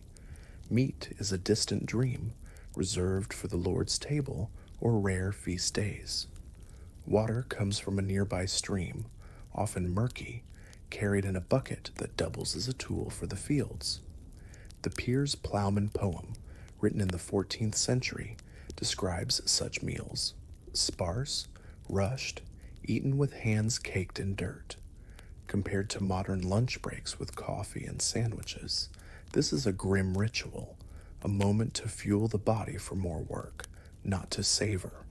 The weather is the peasant's cruelest master, a tyrant more unforgiving than any lord. Rain turns fields into mud, bogging down plows and rotting seeds before they sprout. Drought bakes the earth, leaving crops shriveled and hopes dustier than the soil. Frost, creeping in like a thief, can kill a season's work overnight. Historical records from 14th century Europe show weather patterns swinging wildly, with wet summers drowning harvests and cold winters starving villages. The peasant has no defense but their own resilience, no tools but their hands, and a wooden plow that breaks as often as it cuts. They watch the sky with a mix of dread and prayer, knowing a single storm could tip their family into ruin. Modern weather apps and climate control make this unpredictability seem like a fairy tale, but for the peasant, it was life's harshest truth. The Lord's demands add another layer of strain. Beyond the harvest, peasants owe days of labor on his fields, repairing his fences or hauling his grain, as detailed in the Domesday Book of 1086, which records serfs working 2 to 3 days a week for their lord. These boon days are non-negotiable, pulling them from their own crops at critical times. A peasant might spend a morning sowing their own barley, only to be summoned to the Lord's manor to mend a barn roof, their own fields left to the mercy of weeds or birds. Refusal isn't an option. Defiance means fines, eviction, or worse. The Lord's manor, with its stone walls and guarded gates, looms as a constant reminder of their place, a cog in the feudal machine, vital but invisible. Yet there's a rhythm to this toil, a stubborn pulse that keeps the peasant moving. They sing as they work, their voices carrying across the fields, a mix of work songs and hymns that defy the weight of their labor. The luttrell psalter captures this, showing peasants singing while reaping, their melodies a thread of defiance woven into the day's grind. They share stories during brief pauses, tales of saints or tricksters that offer a flicker of escape. These moments, though fleeting, are their rebellion against a life that demands everything and gives little. Unlike modern workers with coffee breaks and weekends, the peasant's day stretches from dawn to dusk, each task a step in a dance they can't escape. The physical toll is relentless. By noon, a peasant's hands are blistered, the hose handle rubbing their palms raw. Their back, bent from hours of labor, aches with a dull persistence that sleep won't ease. Sweat stings their eyes, mixing with the dust that clings to their skin like a second tunic. Historical accounts from 13th century manor records describe peasants collapsing from exhaustion, their bodies worn by repetitive tasks and poor nutrition. Disease lurks in the fields, cuts from a sickle, infections from a thorn, or fevers caught in the damp. Without doctors, they rely on prayers or a wise woman's herbs, which are as likely to fail as to heal. Modern workers might complain of sore wrists from typing. For the peasant, every day is a physical assault, their body a map of scars and aches. Despite the hardship, there's a quiet strength in their work. The peasant's labor feeds the village, the Lord, the church, and even the distant king. Without them, the Middle Ages would grind to a halt. No bread on the table, no grain for the mill, no taxes for the crown. The Piers Plowman poem praises this resilience, depicting peasants as the foundation of society, their toil the root of every castle and cathedral. They coax life from reluctant soil, turning barren patches into fields of barley or rye. Their hands, though scarred, are the engine of the feudal world, a truth unacknowledged by those who reap the rewards. Modern society, with its mechanized farms and grocery stores, owes a debt to these unsung workers whose endurance shaped history. The day ends as the sun dips below the horizon, casting long shadows across the fields. The peasant trudges home, their body a chorus of complaints, their tunic soaked with sweat or rain. They eat a meager supper, more bread, perhaps a scrap of cheese, by the flicker of a dying fire, the hovel's smoke curling around them like a bitter embrace. Sleep is no escape. The straw pallet is lumpy, the fleas relentless, and the next day's work looms like a storm cloud. Yet they rise again, driven by a stubborn will to survive. Compared to modern lives, with weekends and paid leave, their day is a marathon with no finish line, a testament to a resilience that modern comforts can't fathom. As the tale of their daily grind fades, the peasant's life remains a monument to endurance. Their work, though uncelebrated, was the heartbeat of the Middle Ages, feeding a world that offered them little in return. The story now shifts to their living conditions, a world of smoky hovels and relentless hunger where survival is a daily victory. But for now, let the image of those fields linger, where peasants toiled under a merciless sky, their hands scarred but unyielding, their labor the quiet force that kept the world turning. In the dim twilight of a medieval village, Where the air hangs heavy with the scent of smoke and damp earth, the peasant's home stands as a fragile bulwark against the relentless grind of the Middle Ages, spanning the 5th to 15th centuries. Far from the cozy cottages of fairy tales, their hovel is a cramped, smoky den, its walls of mud and straw leaking with every rain, its floor a patchwork of dirt that clings to bare feet like a stubborn curse. Inside, a single fire sputters, coughing more soot than warmth, while the family, parents, children, sometimes a scrawny chicken, crowds together in a space that offers no privacy, only survival. Food is scarce, a meager spread of coarse bread and watery pottage with meat a distant dream reserved for the Lord's table. Disease lurks in every corner, from festering sores to racking coughs, with no doctor to call, only prayers and herbs that often fail. This is no life of comfort. It's a daily battle against hunger, cold, and sickness, where endurance is the only victory. The peasant's hovel is less a home than a necessity, a shelter cobbled together from the scraps of a harsh world. Its walls, woven from sticks and daubed with mud, creak under the weight of wind and rain, letting in drafts that bite deeper than winter's frost. The roof, thatched with straw, sags and drips, turning the earthen floor into a muddy mire where puddles pool in the ruts.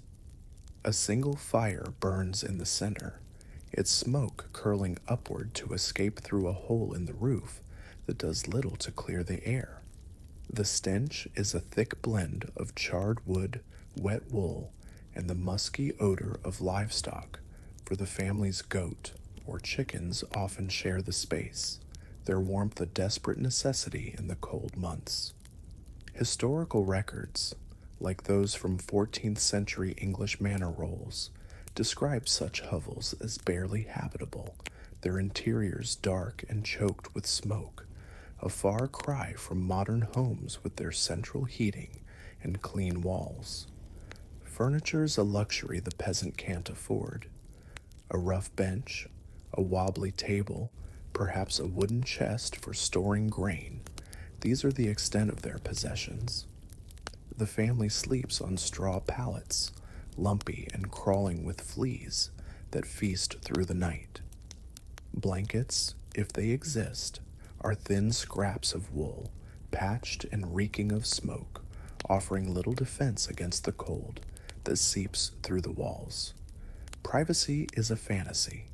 Every cough, every whisper, every moment of grief or anger is shared in the hovel's single room. The Luttrell Psalter from 14th century England paints this scene vividly, showing peasant families crowded around a fire, their faces weary, their bodies huddled against the chill. Compared to modern apartments with private bedrooms and thermostats, the peasant's home is a grim testament to survival, where comfort is a word they've never learned. Food is as scarce as warmth, a daily reminder of the peasant's precarious existence. Their meals are simple, often just a crust of coarse bread, baked from barley or rye, and gritty with chaff that wears down teeth. A thin pottage, boiled peas, onions, or lentils might accompany it if the harvest was kind. Meat is a rare luxury, perhaps a sliver of salted pork on a feast day, or a poached rabbit if they dare risk the Lord's wrath. Historical accounts, like those in Piers Plowman from the 14th century, describe peasant diets as barely sufficient, with hunger a constant companion, especially in winter when stores dwindle. The Great Famine of 1315, 13, and 17, recorded in chronicles, like the Anglo-Saxon Chronicle, saw entire villages starve, their meager rations no match for relentless hunger. Modern grocery stores, stocked with endless choices, would seem a miracle to these peasants, whose daily bread was a hard-won prize. The point shock lies in the brutal reality of disease, a silent predator that stalks the hovel's damp corners. Without doctors or medicine, peasants face a litany of ailments, coughs that tear through the chest, fevers that burn for days, sores that fester and refuse to heal. The Black Death, sweeping Europe in 1347 to 1351, killed up to half the population, with peasants hit hardest, their weakened bodies no match for the plague. Manor records from the 13th century note frequent outbreaks of dysentery, smallpox, and tuberculosis, worsened by malnutrition and filth. The wise woman, armed with herbs like yarrow or feverfew, is their only hope, but her remedies are as likely to fail as to cure. Imagine a world where a cut from a sickle could turn deadly, where a child's fever might be their last. Modern medicine, with its antibiotics and hospitals, is a distant dream, leaving peasants to battle sickness with nothing but prayers and luck. Clothing offers little protection against this harsh world. Peasants wear patched tunics, woven from coarse wool or linen, stiff with sweat and dirt that never fully washes out. Shoes, if they have them, are crude leather wraps worn through mud and stones.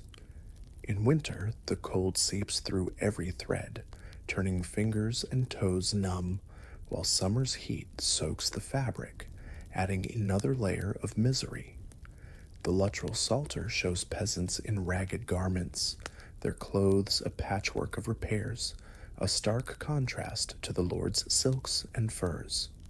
Laundry is a rare chore, water is too precious, and time is too scarce. Modern wardrobes, with their endless options and washing machines, would stun a peasant whose single tunic is both uniform and burden, a constant reminder of their place in the feudal hierarchy. Winter is the cruelest season, a gauntlet of cold and hunger that tests the peasant's resilience. The fire, fed with scarce wood, barely keeps the hovel above freezing, its smoke choking the air and blackening the walls. Food stores, hoarded from the harvest, dwindle quickly, leaving families to ration their bread or pottage until spring. Historical records from the 14th century describe winter famines that killed thousands, with peasants eating roots, bark, or even dirt to survive. The Anglo-Saxon Chronicle notes years when snow buried fields, trapping livestock and leaving villages to starve. The hovel's thin walls offer no shield against the wind, and blankets, threadbare and flea-ridden, do little to warm shivering bodies. Compared to modern winters with electric heaters and stocked pantries, the peasant's struggle is a brutal reminder of a world without mercy.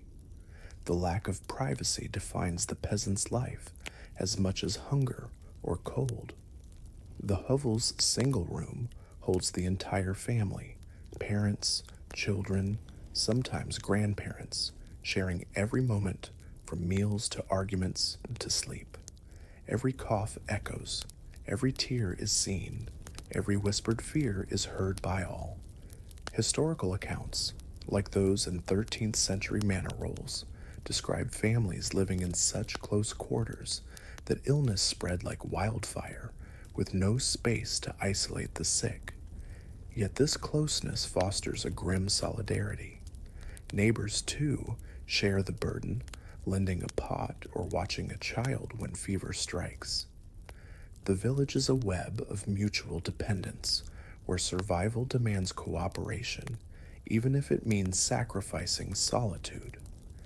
Modern notions of personal space, with private bedrooms and locked doors, would seem an unimaginable luxury to these peasants. Disease isn't just a threat, it's a way of life. Malnutrition weakens bodies, making every cut or bruise a potential death sentence. Children, fed on scant bread and watery gruel, often grow stunted, their bones brittle from lack of nutrients. Historical studies from 14th century skeletal remains show widespread signs of rickets and anemia among peasants, their diets lacking the variety modern children take for granted.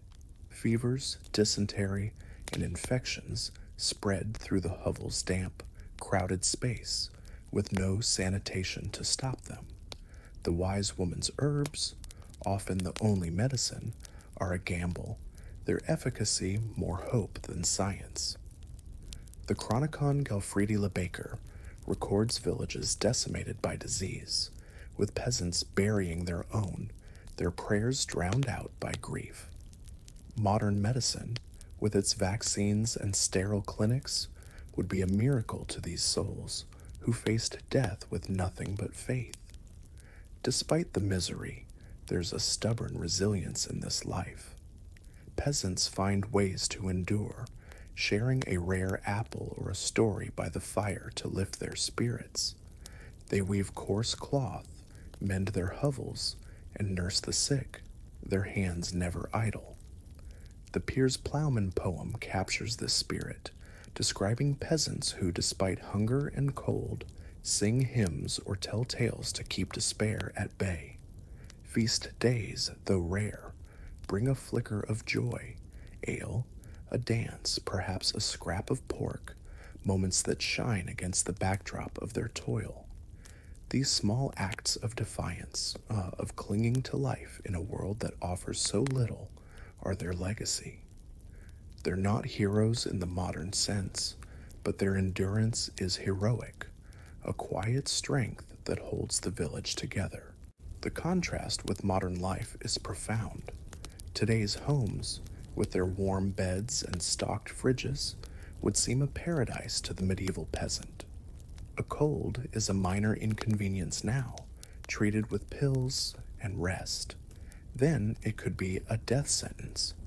Privacy, a given in modern life, was a dream they never knew. Yet their resilience offers a lesson. They didn't just survive, they built a world, and their hovels and meager meals were the foundation of the Middle Ages.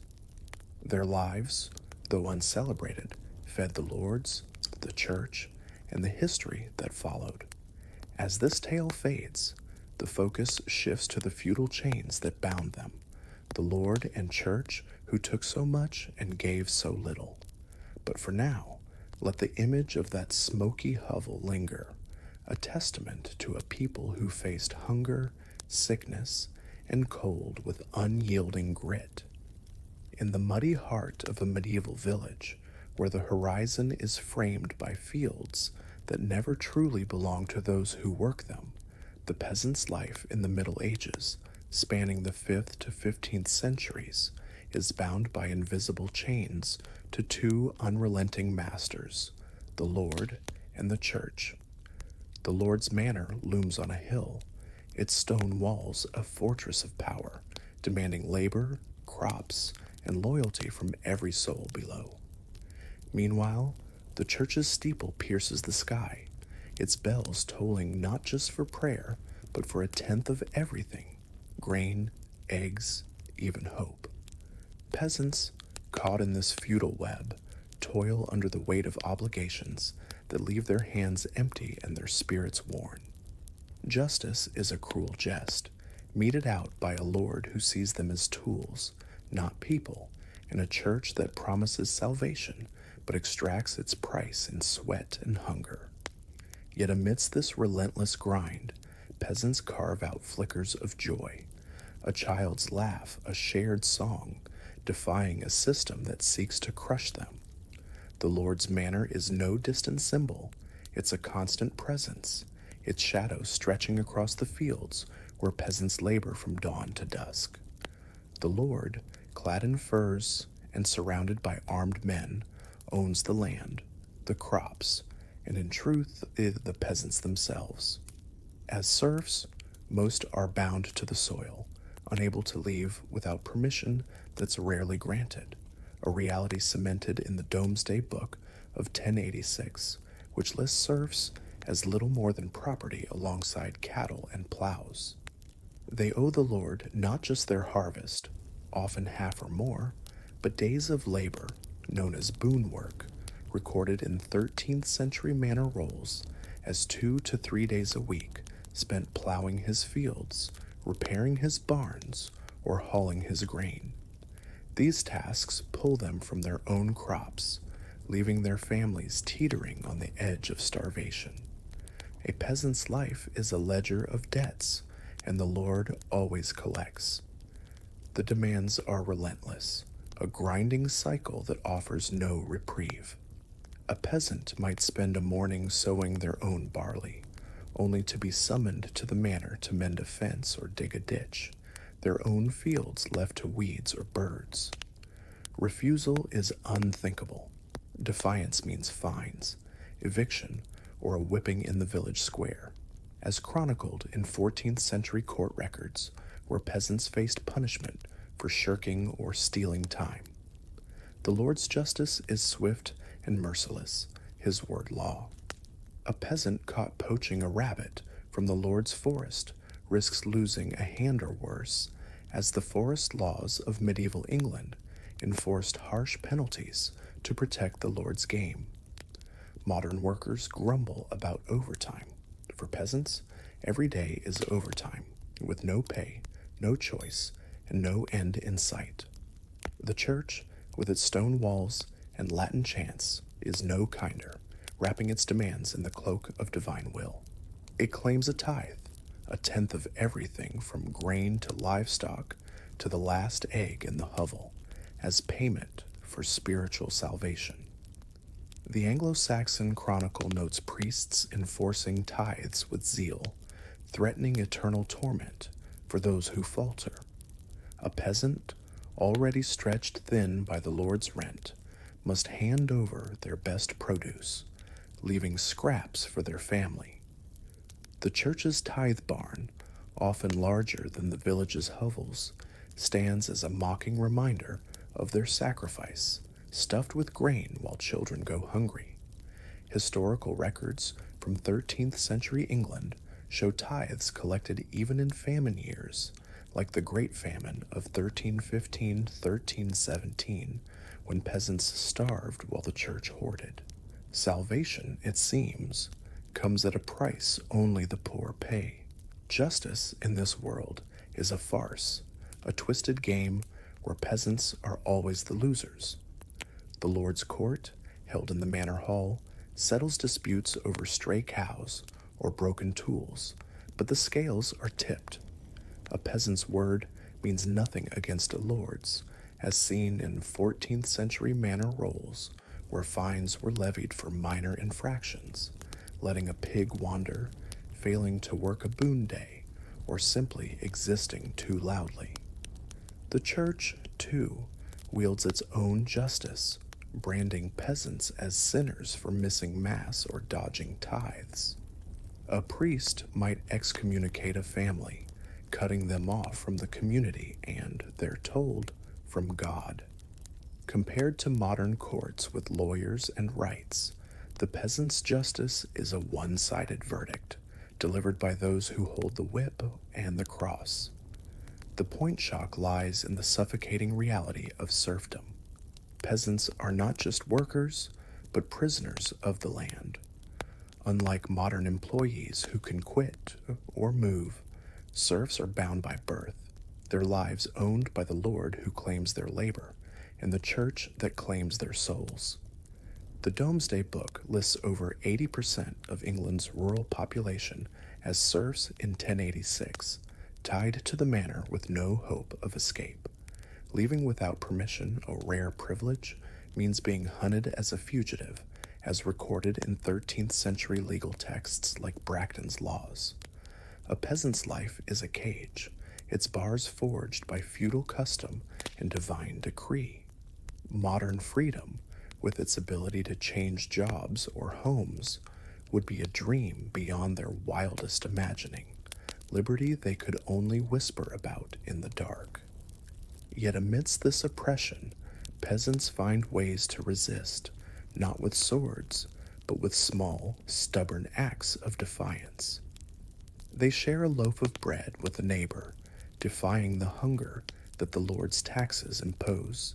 They sing bawdy songs in the fields, mocking the Lord's pomp or the priest's sermons, as captured in the 14th century Piers Plowman, where peasants weave humor into their toil. On rare feast days, they dance in the village square, their laughter a fleeting rebellion against a system that sees them as less than human. These moments, though brief, are their lifeline, a reminder that their spirit, though battered, refuses to break. Unlike modern protests with marches or petitions, their rebellion is quiet, woven into the fabric of their daily grind. The Lord's Manor, with its stone walls and guarded gates, is a world apart, a fortress of privilege that underscores the peasant's place. While peasants shiver in hovels, the Lord dines on their grain, their pigs, and their labor. His household feasts on roasted venison and fine bread, while peasants scrape by on pottage and chaff. Historical records, like the 13th century household rolls of noble estates, detail lavish meals funded by peasant rents, a stark contrast to the hunger below. The Lord's children, clad in furs, learn to ride horses or wield swords, while peasant children wield hoes, their hands scarred before their 10. This divide, enshrined in the feudal system, is the backbone of the Middle Ages, a structure that thrives on the peasant's sweat and silence. The church, for all its promises of salvation, is an equally heavy yoke. Its priests, often better fed than the peasants, preach obedience while collecting tithes that fill their barns. The literal Psalter depicts priests blessing fields while peasants labor, a visual reminder of the church's omnipresence. A peasant might spend a Sunday in the stone church they helped build, standing in the back, their knees aching, listening to Latin they don't understand. Missing Mass to work their fields risks a fine or a sermon on hellfire, as recorded in 14th century ecclesiastical courts. The church offers hope, a promise of heaven, but it's a hope they pay for with their last scraps, a transaction that feels more like extortion than grace. The peasant's relationship with these powers is a delicate balance of submission and survival. They bow to the Lord, deliver their tithes, and endure the manor's justice, but they also learn to navigate the cracks in the system. A sly peasant might hide a few eggs from the tithe collector, or work slowly on the Lord's fields to save energy for their own. Historical accounts, like those in 14th century village records, note peasants bartering with neighbors to dodge taxes or feigning illness to skip boon work. These acts, though small, are their resistance, a way to carve out a sliver of agency in a world that grants them none. Modern workers might negotiate a raise. Peasants negotiated survival, one hidden egg at a time. The toll of this relationship is etched into their lives. The constant demands of the Lord and church leave little for the family: grain for bread, time for rest, hope for a better future. The Great Famine Chronicles show peasants eating roots or bark in lean years, their bodies weakened by hunger, while the Lord's granary remained full. The church's tithe barns, stuffed with their produce, stood as a cruel irony, a monument to their sacrifice. Yet they endure, finding strength in community, in the shared labor of the village, in the rare moments of joy, a child's giggle, a warm summer evening. These flickers of light, though dim, are what keep them going, a testament to a resilience that no lord or priest can break. The contrast with modern life is stark. Today's workers have contracts, unions, and the freedom to walk away. A bad boss might mean stress. For the peasant, it meant starvation or punishment. The church's influence, now a matter of choice, was once a chain as heavy as the Lord's. Yet the peasant's endurance offers a lesson. They didn't just survive, they built the world, their labor feeding the castles and cathedrals that define the Middle Ages. Their quiet defiance and their stubborn joy shaped a culture that persists in history's shadow. As this tale fades, the focus shifts to the physical and mental toll of their lives, a story of bodies broken but spirits unbowed. But for now, let the image of their bowed heads linger, a testament to a people who carried the weight of a Lord, a church, and a world that rarely thanked them. In the muddy fields and smoky hovels of a medieval village, where the weight of the plow and the Lord's demands carved deep lines into the lives of peasants, the toll of their existence in the Middle Ages, from the 5th to 15th centuries, etches itself into their very bones. Their hands, gnarled and calloused from gripping crude tools, tell a story of relentless labor, while their backs, hunched from years of stooping over furrows, creak like ancient timbers. Hunger gnaws at their bellies, a constant companion in a world where a failed harvest means starvation. Disease, lurking in the damp corners of their hovels, strikes without mercy, turning minor cuts into deadly infections. Mentally, the peasant is trapped in a cage of endless toil, where hope is a luxury and despair a familiar shadow. Yet amidst this brutal grind, they find ways to endure, weaving songs and stories into their days, their resilience quiet defiance against a life that seeks to break them.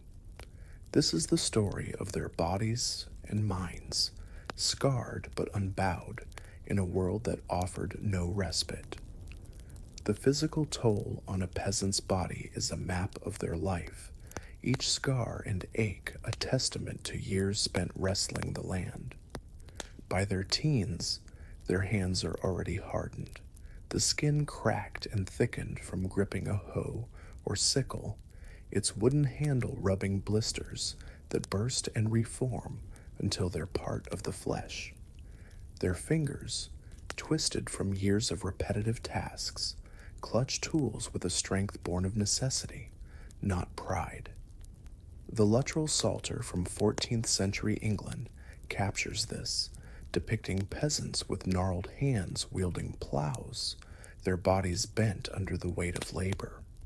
Their backs, stooped from hours in the fields, ache with a dull persistence that sleep can't soothe, a condition noted in skeletal remains from medieval cemeteries, where arthritis and spinal deformities were common by age 30.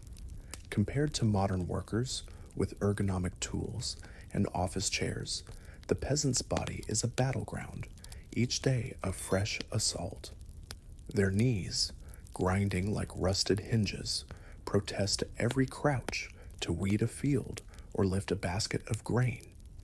Historical studies of 13th century skeletal remains reveal widespread joint damage, a legacy of carrying heavy loads, buckets of water, sheaves of barley or firewood, across muddy paths. Their teeth, worn down by gritty bread baked with chaff, ache or fall out early, leaving gaps that make chewing a daily ordeal. Malnutrition, a constant shadow, stunts growth and weakens bones, as evidenced in archaeological finds showing rickets and anemia among peasant populations. A cut from a sickle or a thorn could fester, turning into an infection with no doctor to treat it, only a wise woman's herbs that often fail. The Chronicon Galfridi Le Baker records villages ravaged by disease, with peasants burying their own, their hands scarred not just by tools, but by grief. The point shock lies in the brutal reality of their mortality. Many peasants didn't live past 40, their bodies broken by a life that offered no mercy. The Black Death of 1347 to 1351 which killed up to half of Europe's population, hit peasants hardest, their weakened bodies no match for the plague, as noted in chronicles like the Anglo-Saxon Chronicle. Even without pandemics, dysentery, tuberculosis, and smallpox were constant threats, worsened by malnutrition and filthy hovels. A minor injury, a twisted ankle, an infected cut, could mean death, as 14th century manor records describe peasants succumbing to wounds that modern antibiotics would cure in days. Imagine a world where a splinter could be a death sentence, where a fever could claim a child before dawn.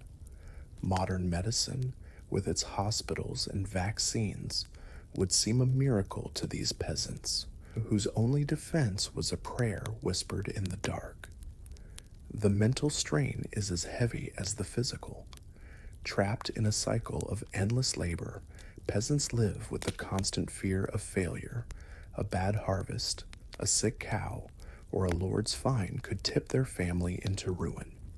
Hope is a rare guest, overshadowed by the grinding reality of serfdom, where they're bound to the land, their lives owned by a lord who sees them as tools. The Piers Plowman poem from the 14th century captures this despair, describing peasants whose dreams are haunted by hunger and the Lord's demands, their minds worn thin by a life with no escape. Unlike modern workers who can quit or dream of better days, peasants face a future as unyielding as the soil they plow. Their only certainty is the next day's toil, yet despair doesn't fully claim them. They find ways to resist, not with rebellion, but with quiet acts of defiance. They sing in the fields, their voices carrying hymns or bawdy tales across the barley, a refusal to let their spirits break. The Luttrell Psalter shows peasants singing while reaping, their melodies a thread of joy woven into the grind. They share stories by the fire, tales of tricksters outwitting lords or saints, granting miracles, a flicker of escape from their cage. These moments, though fleeting, are their armor, shielding their minds from the weight of their lot. Modern workers might turn to therapy or vacations for relief. Peasants had only their songs, their stories, and their stubborn will to keep going. The physical and mental toll intertwines, each feeding the other. A body weakened by hunger is less able to fight despair. A mind crushed by fear makes every ache feel heavier. Historical records from 13th century manor courts note peasants collapsing from exhaustion, their bodies and spirits pushed to the brink. Sleep, when it comes, is no sanctuary. The straw pallet, crawling with fleas, offers little rest, and dreams are often haunted by the next day's tasks, plowing, tithes, or a child's fever. The Anglo-Saxon Chronicle describes years of famine, like 1315 to 1317, when peasants faced not just physical hunger, but the mental anguish of watching their families waste away.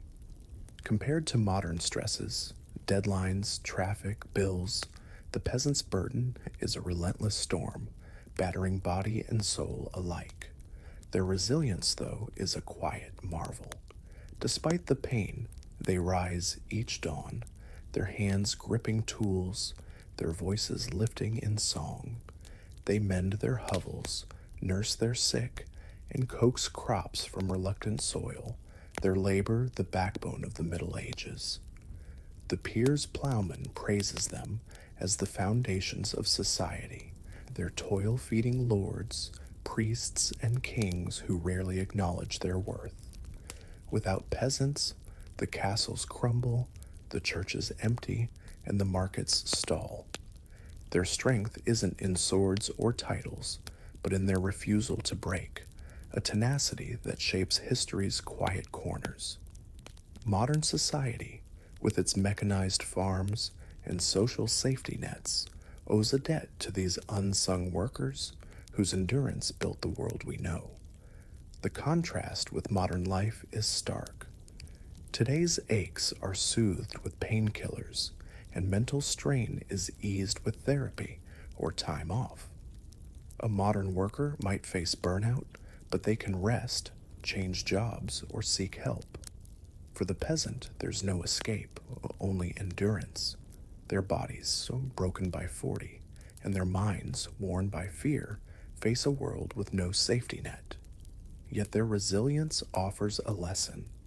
They didn't just survive, they thrived in their way, finding joy in a child's laugh, a shared meal, a song under the stars. Their lives, though uncelebrated, were the heartbeat of the Middle Ages, a testament to the human spirit's refusal to yield. As this tale fades, the story shifts to the legacy of peasants and scribes, two worlds united by their quiet strength. But for now, let the image of those scarred hands and stubborn hearts linger, a monument to a people who carried a world that rarely thanked them. In the fading light of the Middle Ages, peasants and scribes, unsung pillars of a brutal era, wove a legacy from mud and ink. Their hands, scarred by plows or stained by quills, fed villages and preserved wisdom, yet history rarely sang their names. Peasants coaxed life from unforgiving fields, their toil the heartbeat of feudal society, while scribes, hunched in candlelit cells, saved Aristotle and Scripture from oblivion's grasp. Their lives, a grind of hunger and silence, built castles and cathedrals that still stand. Modern comforts, grocery stores, digital archives dwarf their struggles, yet their resilience echoes, a testament to human grit. As this tale fades, their quiet strength lingers, whispering endurance through time's haze. Share your thoughts below. Where are you watching from, and what struck you most?